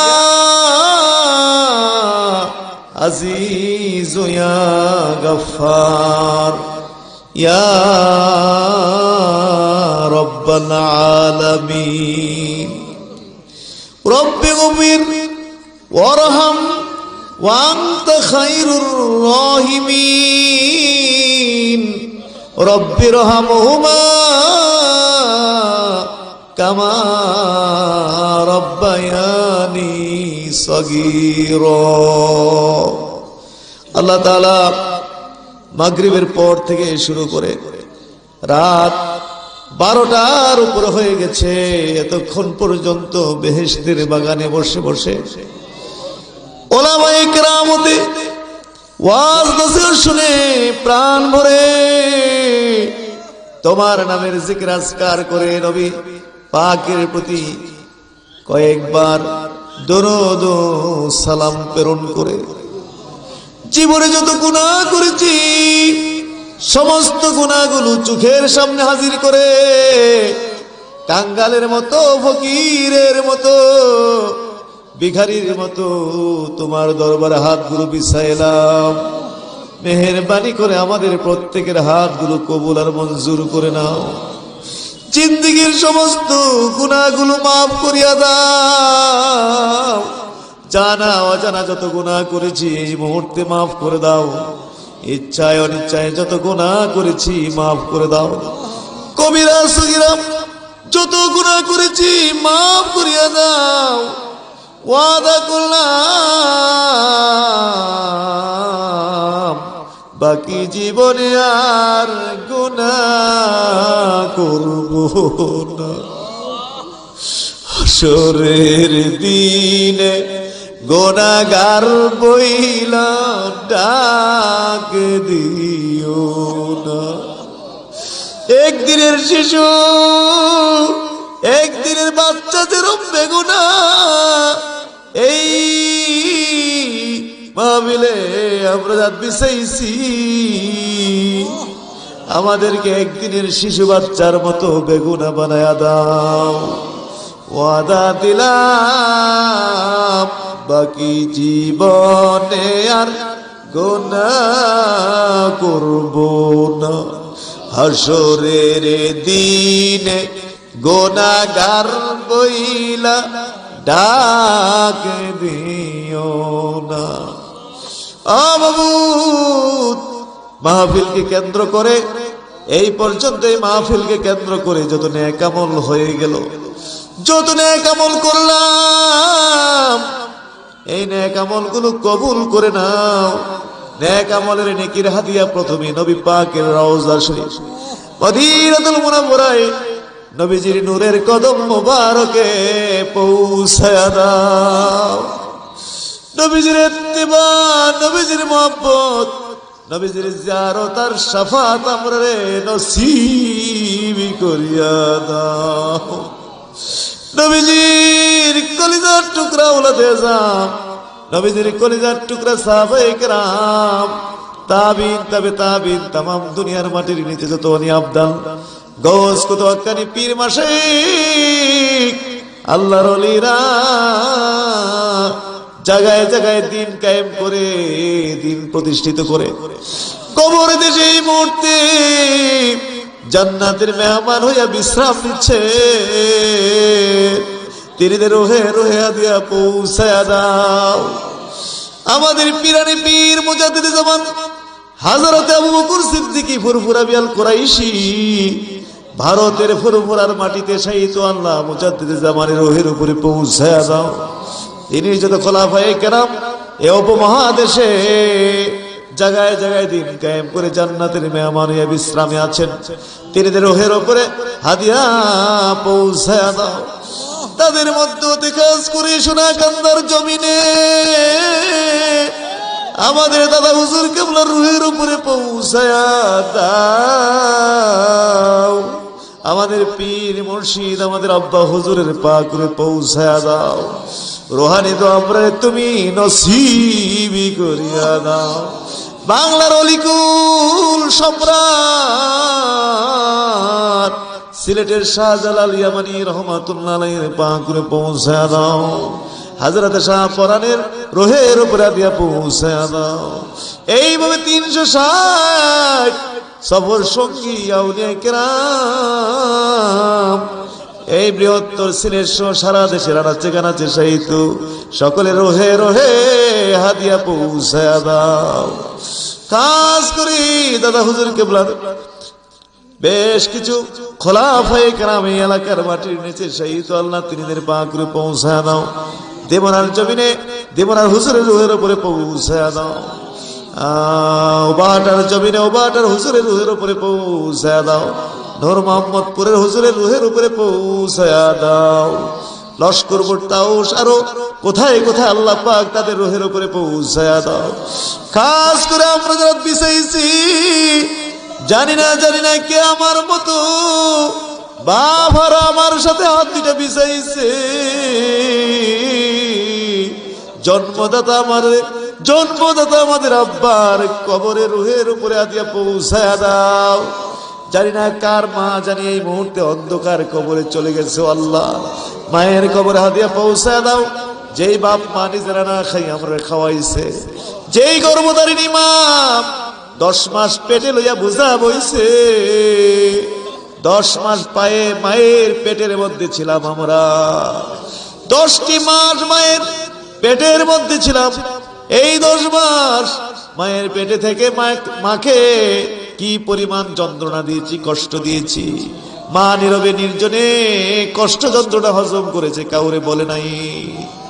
এইভাবে জীবনের ঝুঁকি লইয়া দুনিয়ায় প্রসব করেছে। হ্যাঁ, 2-3 বছর পর্যন্ত দুধ পান করাইছে। সারা রাত্র মায়ের ঘুমাইতে দেই নাই, জ্বালা যন্ত্রণা দিছি। মরার আগ পর্যন্ত বাপ্পারে কষ্ট দিছি।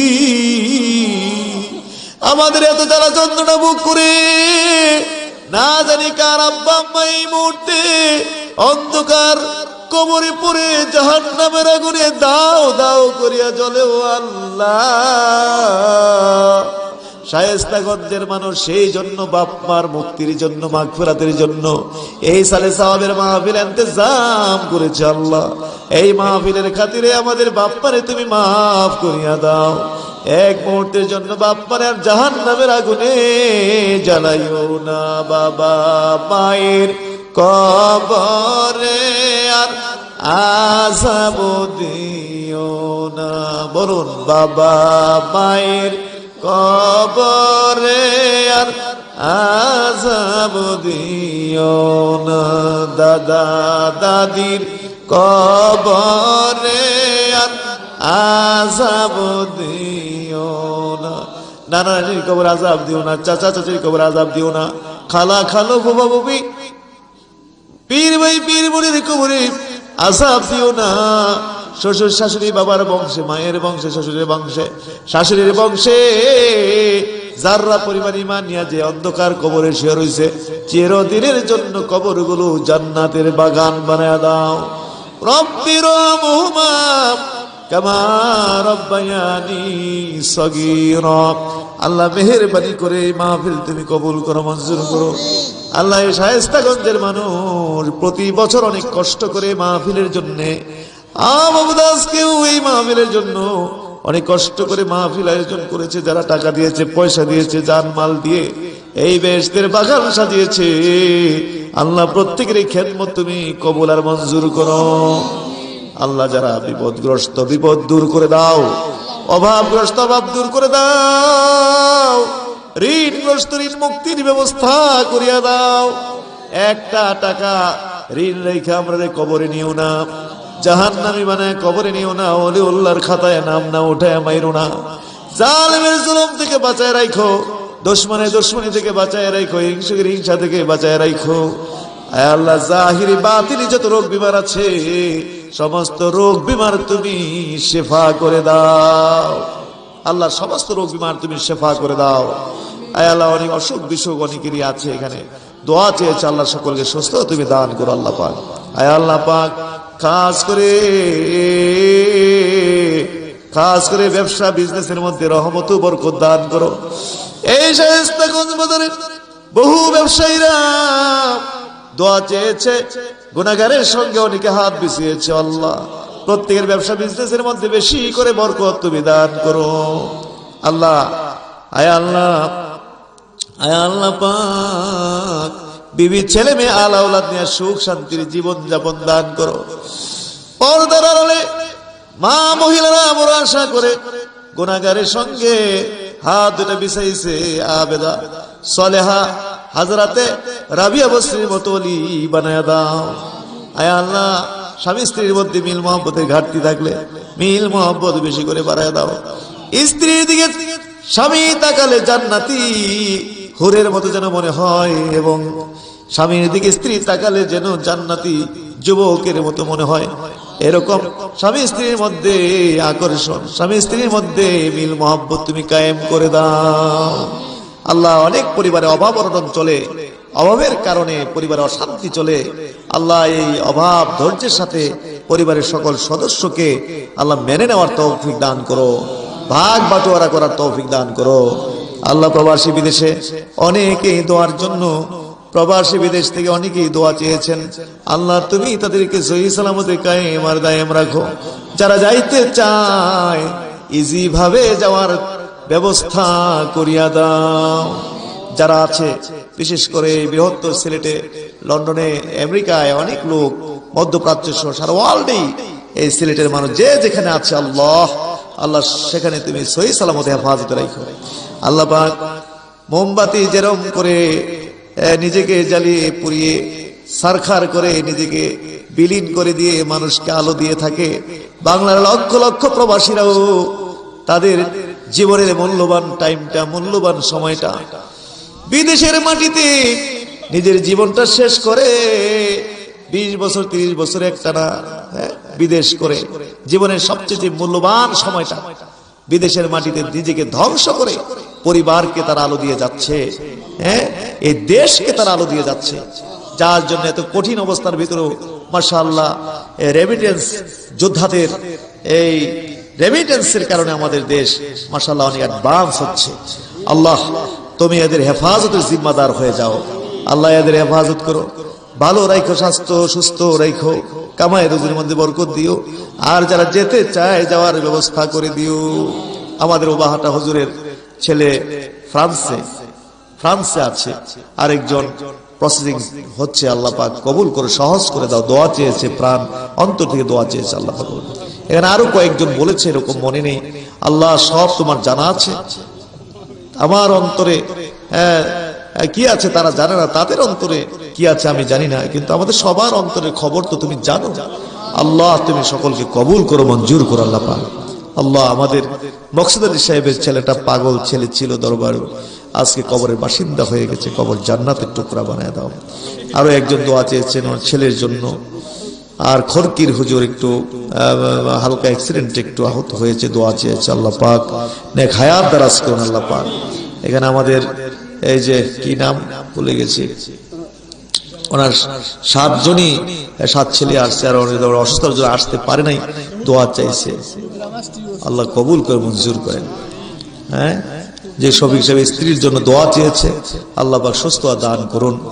সভাপতি ওবাহাটার পীর সাহেব এবং আজকে যে সভাপতি ডাক্তার রেদওয়ান সহ সকল নেতৃবৃন্দদেরকে তোমার রহমতের উপরে সুপর্দ করে দিয়ে গেলাম। আকবর হোসেন উনি আলেম ওলামা, আমি গুনাহগার সহ আলেম ওলামাদের খানা পিনার ব্যবস্থা করেছেন, মেহমানদারির ব্যবস্থা করেছেন। আল্লাহ এর পূর্ণ জাযা দান করেন, এর বরকত আপনি দান করেন আল্লাহ পাক। আমাদের কেশিয়ার সাহেব তিনি দোয়া চেয়েছেন, যা আসার পথে দোকানে চেয়েছিল একটু উঠতে, কিন্তু সময়ের অভাবে তাড়াহুড়ো চলে এসেছে। আল্লাহ তুমি কবুল করো, মঞ্জুর করো। এইভাবে তার ব্যবসা সহ গোটা বাজারের ব্যবসা বিজনেসের মধ্যে রহমত